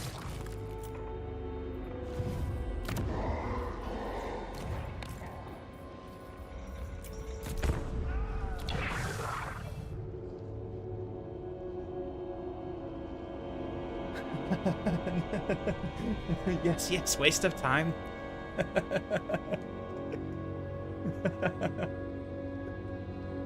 Definitely nothing to see here. Ooh, we're gonna have a rebellion. Awesome. Rift Day is kind of like a holiday for Khorne, though, because I'll have a lot of armies active that can go be doing stuff. But yes, Scarbrand, just continue marching for now. Waste no time. Honestly, probably gonna Khorne listens. just end my treaties with these guys, because we'll probably end up killing them. So, no confederations. Slaughter. Didn't I have... I did. No, here. So, okay, so I figured I should show you guys the Colts at some point. Oh, no way. It's actually here. Okay. So here's something I can do, right? So, with these Colt buildings, you can generally just get skulls from them, right? Or this one, it instantly teleports your leader to that location. So, yeah, shoot, I don't want to teleport there in Forced March. But I guess it'll be at the start of the next turn, right? So I can choose my stance. Anyway, we're going to do this. It will destroy that building, but it'll teleport Scarbrand to Inkari's capital instantly. I didn't realize I had that up there. That's really nice.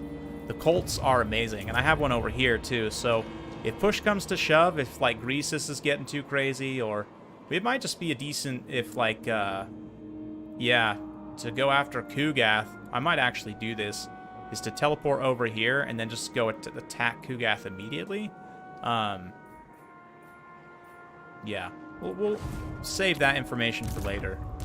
Definitely. I obey. Disempower. Alright, sus. Destroy. Can't hide from me. Herald of Khorne. That's what I thought. Khorne's chosen. Do you even have a garrison here? Oh, you do. Ah, like a pretty decent-sized garrison, too. Wow, okay. Okay.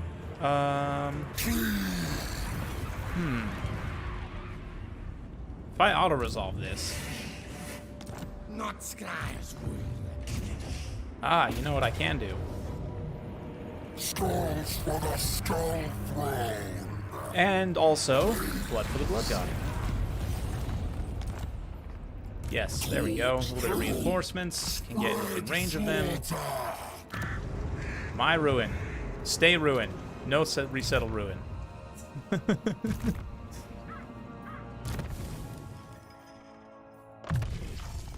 Yes. And replenishment rates. New steel. New power. Yes. All that. And more. Rage. Man, all of our characters are so strong. Let's get this upgrade here. Oh, no, we can't do that. I don't have the gold for that.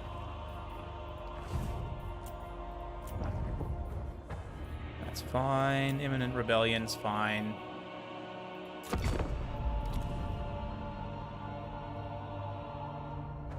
How do you establish cults? So the cults will spawn. They have, I don't know exactly what the chances are, but they'll spawn wherever your faction has high corruption, right? So since I'm a Khorne faction, obviously, anywhere with high Khorne corruption, I can get a cult to spawn, which means it's, you kind of have a higher chance of getting it to spawn on another Khorne faction somewhere on the map. But during the Rift events, oh, it looks like Inkari's back. Okay, Inkari's back. So this should be fun. But during the You may touch hi. me Hello. only Who's in this? dreams. Looks like someone's a little lost. I'm totally gonna lose my train of thought. But the cults, yes. So they just pop up naturally. And during the Rift events, since your god will have rifts spawn that will give you corruption, right? They'll just like generate tons and tons of corruption for that specific god. They'll spawn armies that are hostile to everyone, but as a result of the corruption, sometimes you can get cults spawning during the Rift events. Like this one, I think Inkari probably... Oh, no, I guess like half of this is held by this Khorne faction, so the Khorne Corruption here in this settlement is all the way full. So, and I think during the Great Game, yeah, you get the... With the Corruption, you know, you get ahead in the Great Game, and you also get better Unholy Manifestations as well. You can see the global... Khorne Corruption here, so across the entire world, right?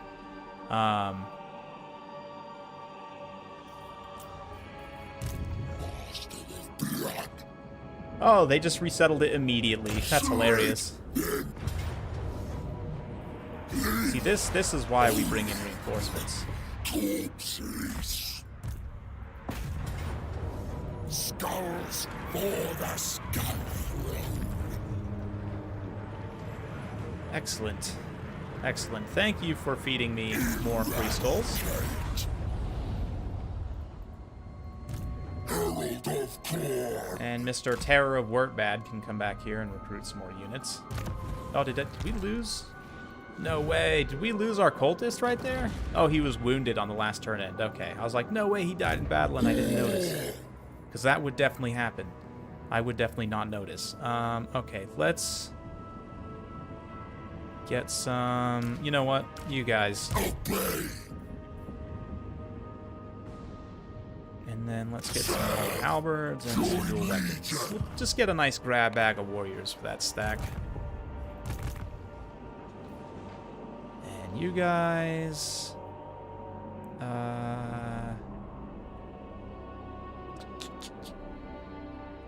trying to think who we're going to attack next.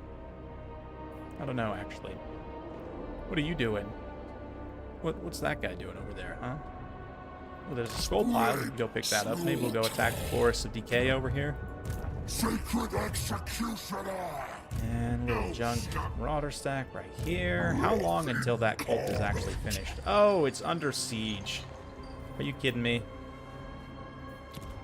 So our cult was destroyed, but we didn't teleport there. That's great. Oh well. No matter. It will be fine. I don't have too many more turns, though. What is it? I think I still am limited to 50 turns, I want to say. Let's see here. Let me just double check, because if I can play longer, I will, but... Let's see. I should have probably known these things ahead of time.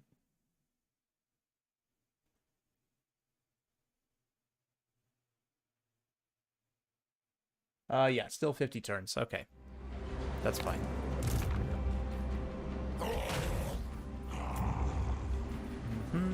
Yep. Nope, actually.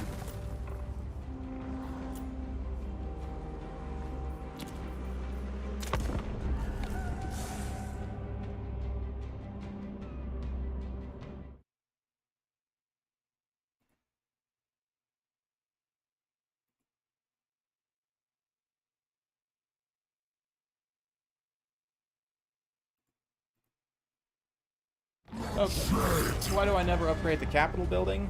I like to upgrade the outer settlements first so that I can fortify them with walls, just because I like to have walls everywhere, so that regardless of what if they want to run around with these tiny little junk stacks, like they often want to do, then it doesn't matter. Like, I can literally just let them go, and I have garrisons everywhere that can defeat their tiny little junk stacks. And I mean, they have to literally lay siege and build siege equipment anyway, so yeah, that's why I do that.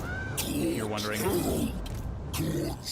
Oh man, we really can't like ford this unless we have the settlement. That sucks.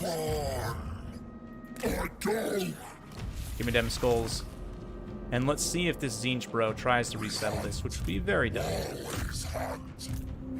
The council. Goodbye, Liv. Oh, he got away? No way. Come back. Come back. You're not allowed to do that. Yes. Praise him. And Clan Na is destroyed. I wonder if they're going to put some random Skaven Lord, like Lord Scrollk up here. You know, like, I wonder about these random, like, minor Skaven factions that are scattered around, if they're here just to be cannon fodder, or if they're intended to maybe put other Skaven Legendary Lords there, because, like, a lot of the Skaven Legendary Lords are on the map, obviously, right? Look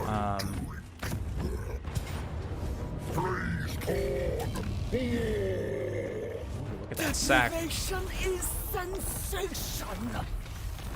Sensation is sensation. See, that's what I'm saying. Like, you can't just say stuff like that. I don't know. The Slaanesh lines sometimes. Trying to get me banned on YouTube, I swear. So we have all the lines filled out now at this point. I probably should take missile resistance. But what do we got? 12% ward save, 30% physical. Yeah, it might not hurt to have the missile resistance for later on when we're going to be fighting a lot of like humans and stuff. But I'm honestly not too worried about it.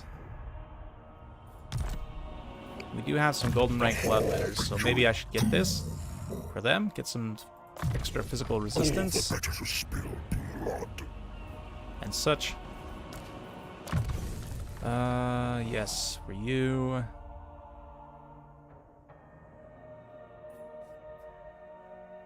Just keep getting these stat buffs, I guess. These kind of minor stat buffs. Same for Mercy. Mercy's at the peak of his summoning abilities. Okay, now we have enough to actually upgrade some stuff. Yes, get this. Let's get this.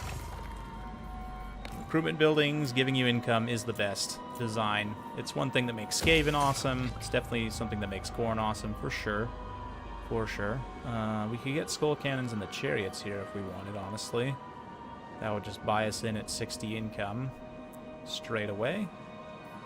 Or we could go more cultists, and I think that's what we want to probably do, honestly. Never hurts to have too many cultists. That's there.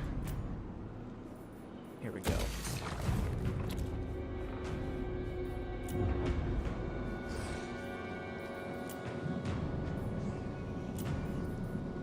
I'm gonna hold off on upgrading that garrison too much. Part of me wants to just attack this guy, but I don't think I can actually beat him with this stack, so... Let's see what happens on the next turn end. You will soon have a taste for blood and skulls as I do.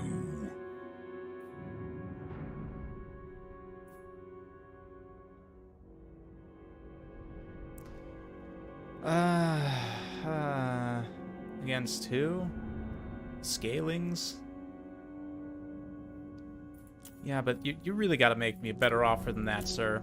692, perfect.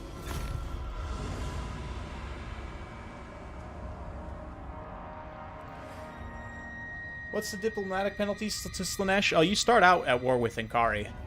And I don't know if you automatically declare war on any Slaanesh faction you come across, but you start out at war with both of the ones near you.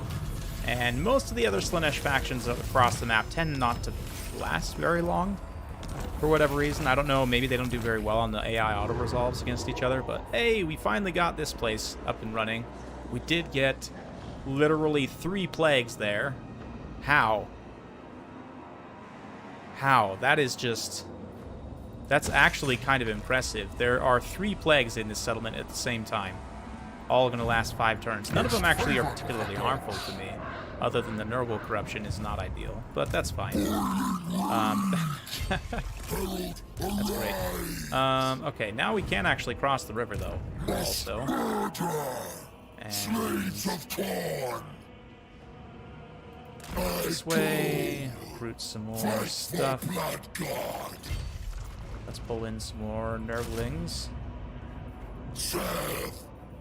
And let's get some... I guess just more like shield warriors, probably. They're the cheapest, right? And again, range probably the most necessary. Yeah, 8 shield warriors seems pretty decent.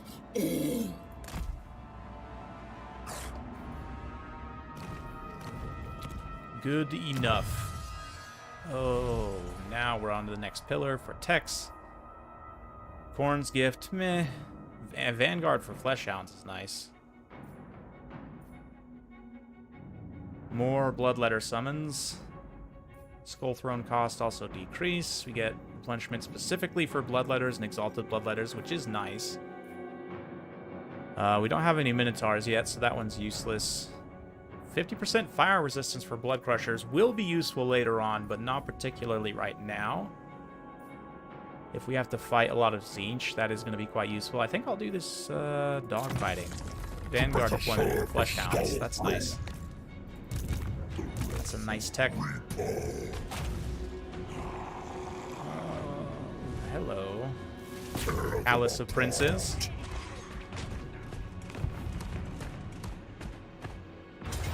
Looking pretty sackable there, aren't we? Look at that. We will reclaim Slanesh's tribute. Will you, though? Nice. There's now Khorne rebels down there. That's perfect. And it looks like they lost. So that's great. I don't know. Ankari, it said, claimed a demon soul, which is great because now we're going to knock him off the fight, which means that, you know, that there's only now 2 that have even claimed 1 demon soul, right? So that's the thing about this whole grand game is, with Skarbrand especially, it's very easy to just knock other people off the race by destroying their entire faction, which I feel is very appropriate for somebody like Skarbrand. But anyway, let's look in here. What else can we do? Charge bonus plus 10. More strength, more rage. Okay. Should we do a little spell resistance, maybe? Just for fun.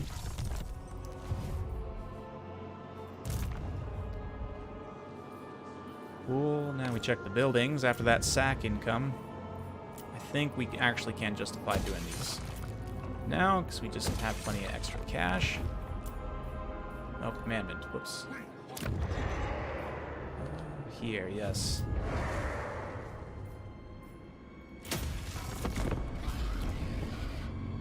Ally outpost with Tzeentch. Yes, it's true. Rather than fighting Tzeentch, if I can ally, in fact, in the last Skarbrand campaign I played just on my own time, I was able to actually like vassalize Kairos, which was kind of hilarious. Hopefully I can vassalize some other factions. Sometimes, yeah, we haven't even made contact with Kairos yet, though, and I mean, generally, Chaos right now, Crom's the only one who likes me. This broken wheel doesn't even have contact, but I think what I'm gonna do is, let's see if we can get the teleport to work after we finish off Ankari. And we'll teleport Skarbrand across and then go start fighting Kugath, and then at that point we can probably make contact. But what's going on here, huh? Khorne's edict. Seek victim. We got this little Slanesh rebel stack. Destroy. That's not any good. This is ours.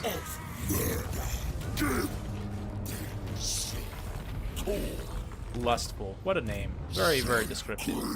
Very creative as well. Okay. Move you guys up in range, and then...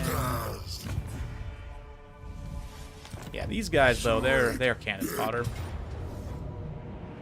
Go ahead and holy sacrament. Leave only corpses. That was nice. Thank you for your donation to the cause. Khorne does appreciate it. Let's get income from post-battle loot nearby regions also. Got plenty to upgrade this, and probably recruit some more cultists. We can upgrade the main settlement chain, and actually I think I'm going to switch it across to this one, because that one gives corruption and infrastructure buildings, which in my opinion is a little bit better. But is Akari really just like missing? I wonder where she came out of, or he came out of the portal. But I mean, while the prince is away, there we go. That's what I'm talking about. On the sack income. Let's go snag those skulls. And then we'll come down here and raise this on the next turn. And then that will spawn a little army here, and we can have Skarbrand take off. So, okay, I feel like my game is chugging a little bit right now. I'm not really sure why exactly.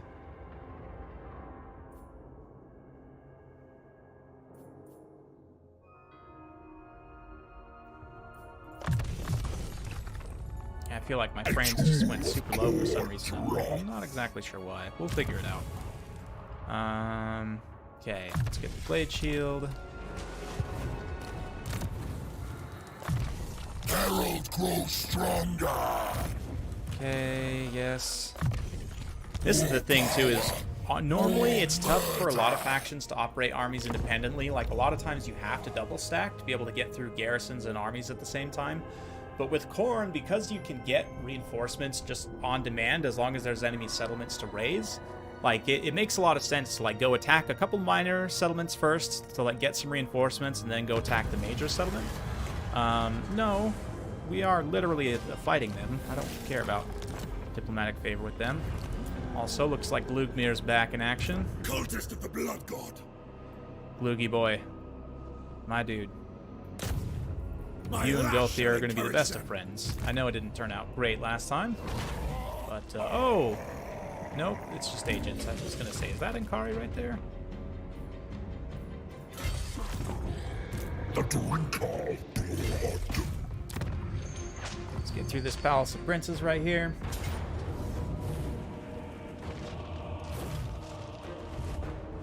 I haven't seen any other further hero customization other than the Demon Prince. I think it would be an awesome system to add, and like I could think of other character types they could add that could potentially benefit from a system like that. But in general, no, there's nothing else right now. No other characters share a similar system, but you know. Enemy. Rip and tear apart. Oh, it's an act of treachery? I guess I'll just declare war on them.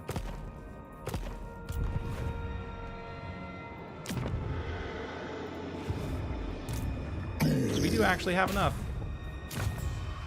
It's still an act of treachery. Who cares? If Khorne breaks our alliance, I'll just go kill him. Inkari's going after my capital. Hang on. What?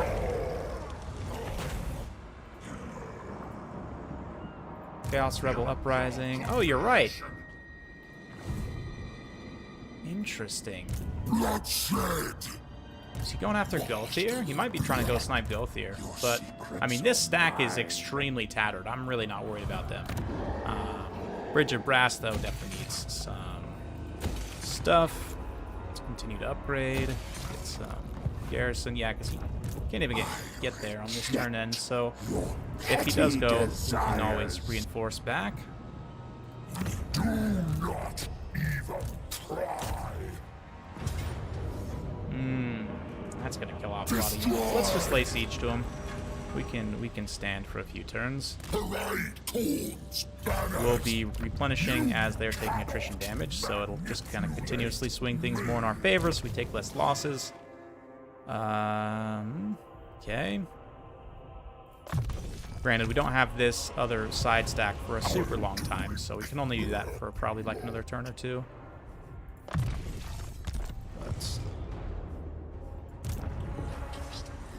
Okay.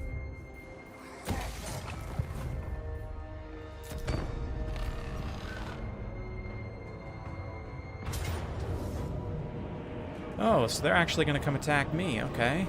Okay. Still wants to kill off a ton of my units, so we're going to get a fight in against Tzeentch.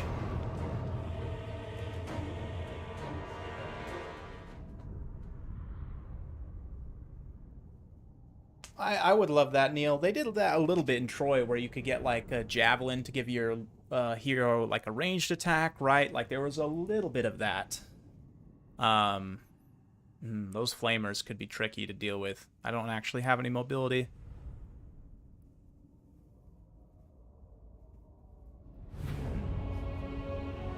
Forest of Decay. You call this forest? I don't see forest anywhere here. Do you see plenty of Slanesh corruption, though? Things are looking very, very pink.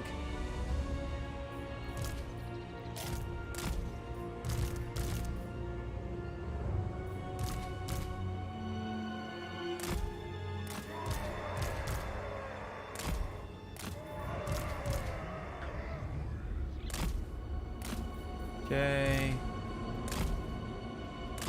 Yeah, it's going to be a lot of shooting, so we'll definitely want the shields up front. Army of the Dark Gods! Chaos Warriors! Army of the Dark Gods! Followers of Chaos! Really, we want the Nurglings actually up front. Poor little buddies have no idea what's coming. Chaos Warriors of Khorne! But we do have the chainsword, so there's that. We can get up to, like, you know, 3,000 weapon strength or something ridiculous. How long on reinforcements? A minute 58? Okay, that's fine. We will hold. Murder for Lord of Murder! Embrace savage rage! Will there be a Kislev campaign? Yes, eventually. Slayers!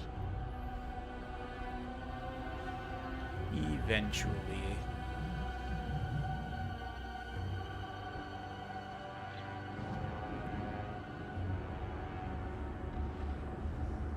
Yes, take your sweet time, Tzeentch, please, by all means.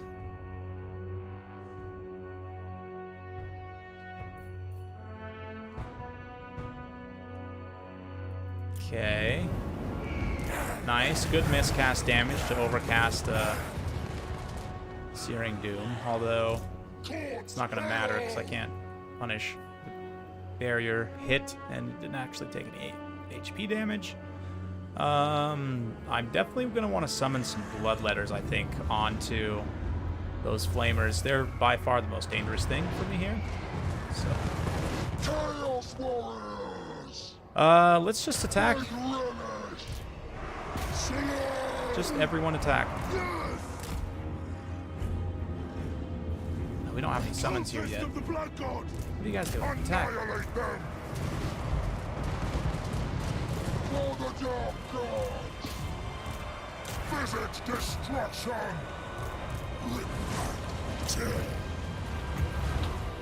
Let's summon right here. Still have some time on those reinforcements. They're actually here right now. Okay, perfect.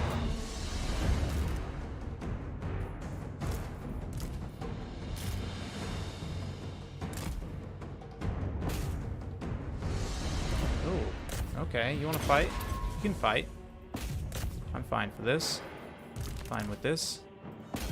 Skull Cannon, start blasting those flamers. Yes.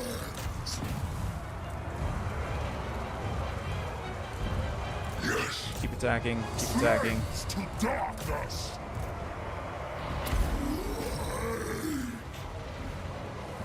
Don't stop attacking. Oh, the flamer. Guide me. My savage reward. Flamers. Cat's freaking out right now. I don't know if you guys can hear running around in the background. Take skulls. Hordes of chaos. I was hoping to get a cat cam set up, but you know, my whole kind of setup got upended recently with this whole PC dead situation. So anyway, keep attacking, keep attacking. Don't get hung up on like 2 Forsaken. Army of the Dark Need to stay on the move. Oh, the flamers! Oh, it hurts. Make it stop. Spawn. Need some spawn as reinforcements. The spawn will help us with the flamers. Okay, you guys attack over here. Oh, look out. Look out, Glukmir. Oh no, Glukmir, run! Ah, the spawn barely missed. That's painful.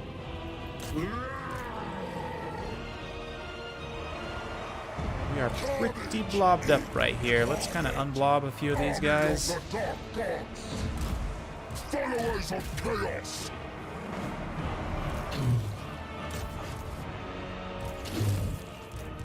Get back over here, Glugmir. You're fine. In fact, lucky day. You get to go fight those Forsaken. Oh, what are you doing? What are you doing, huh? What is this? Slay, we go in fury. Slaves to darkness. Spawn, get in there. Wrenching and fury.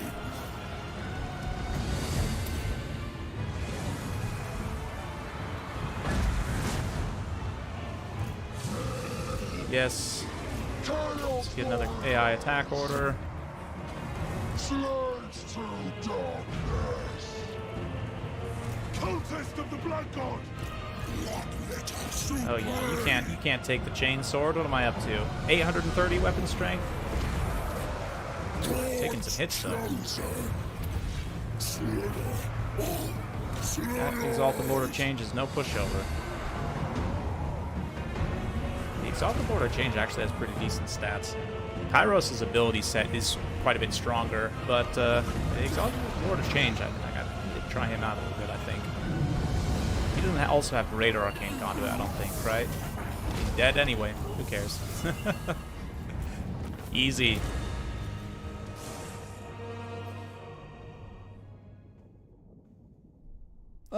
It's slightly more demanding. It's hard to say because we're playing a pre-release build that's still not 100% fully optimized, but I think it would be slightly harder to run than Warhammer 2. I'd say that's the case. Yep.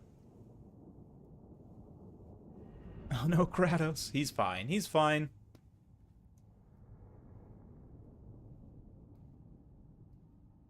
Chainsword. Yep, exactly. Exactly. And once again, the Nurglings pay the price, but that's what they're here for. So...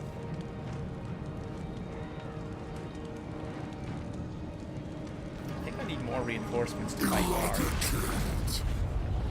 And we have tons of cash right now, so we can run quite the deficit for a few turns at least.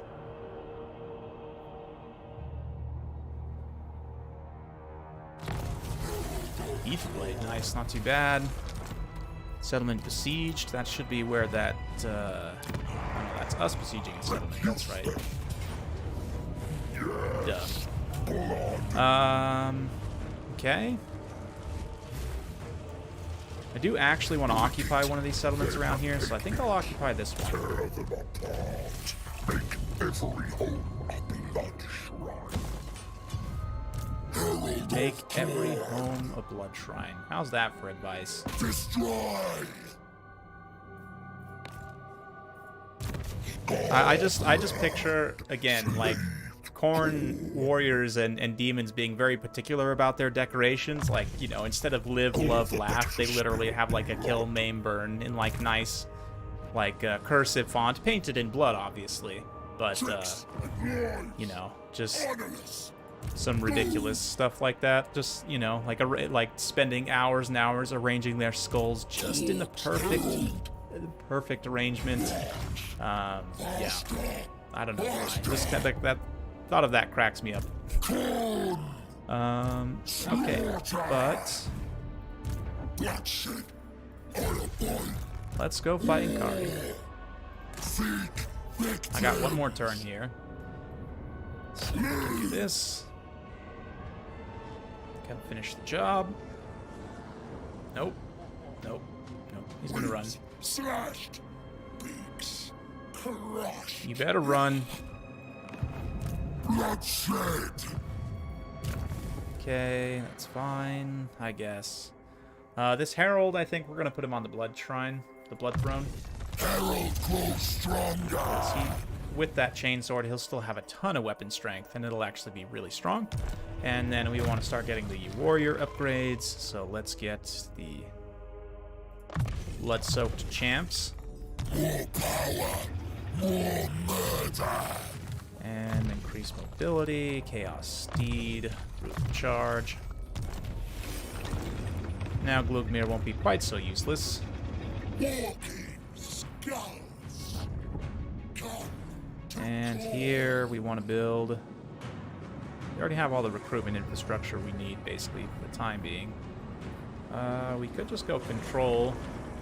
Additional income, honestly, probably.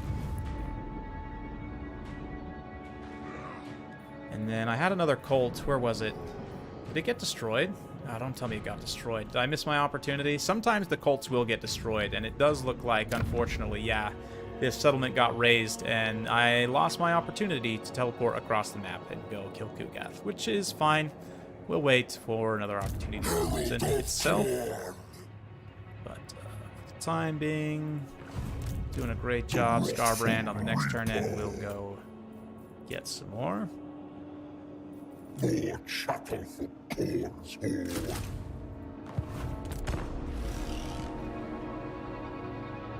Cardinal Stare? That doesn't seem like a very corny name.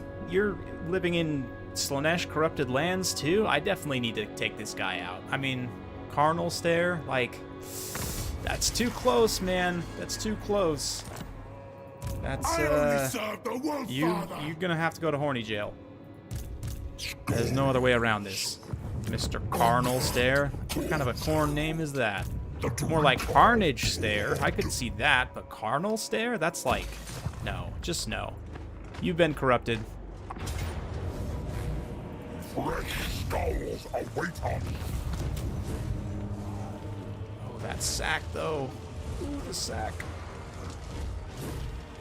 I should sack. I should always sack, to be honest, because I'm planning on raising it anyway, so it would honestly be wasteful, you know, to not at least rob them blind first before I burn it to the ground.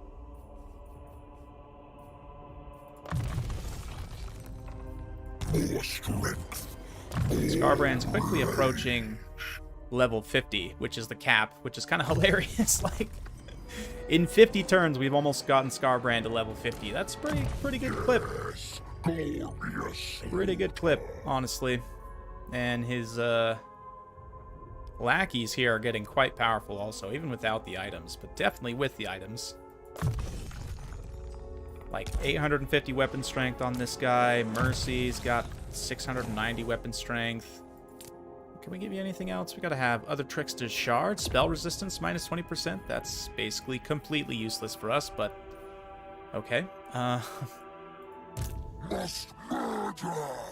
You can get the Iron Curse icon, I guess. You can get a talisman.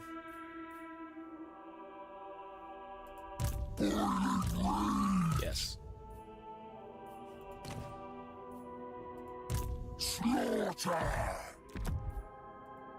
Hack and cleave.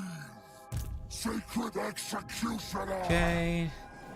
Just double check all of our ancillaries and everything. And Kari's trying.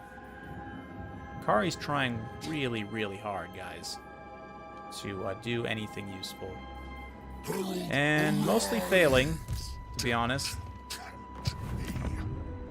I mean, all these settlements are walled except for the Bridge of Brass. So with these two, since we only have a couple more turns before we're going to start taking attrition, let's try and get down to the Burning Monolith if we can. These guys, and take it out. We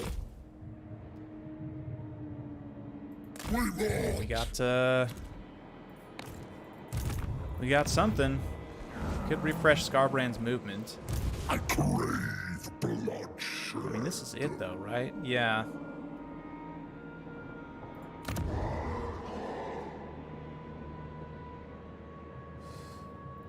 Maybe I'll just occupy this.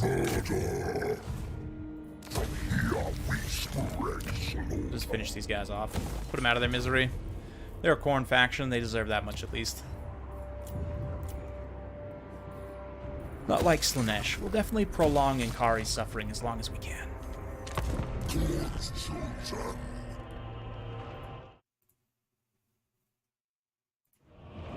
Oh, I forgot about these guys. Yes, we're doing this also. Yes, exactly. Exactly. Skulls for the Skull Throne. You got it. And you guys are called the Skull Crushers. What a coincidence. Yes, I am planning... I'm going to be honest. In Total War Warhammer 2, I didn't play a lot of campaigns because I didn't always enjoy. Like, I played the campaigns that I really enjoyed. Myself, I didn't end up playing a lot of them on stream, but in this game, I think I'm going to end up playing literally, like, all of the campaigns on stream and finishing all of them, because maybe not, like, every single Legendary Lord, literally, but probably one for at least faction, one at least for every faction.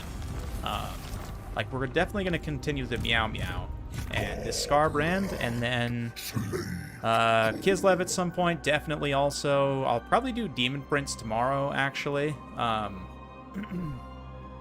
Oh no, I've gone over by 1 turn. Whoops. Oh no, the big secret turn 51. But unfortunately, I will have to call it there.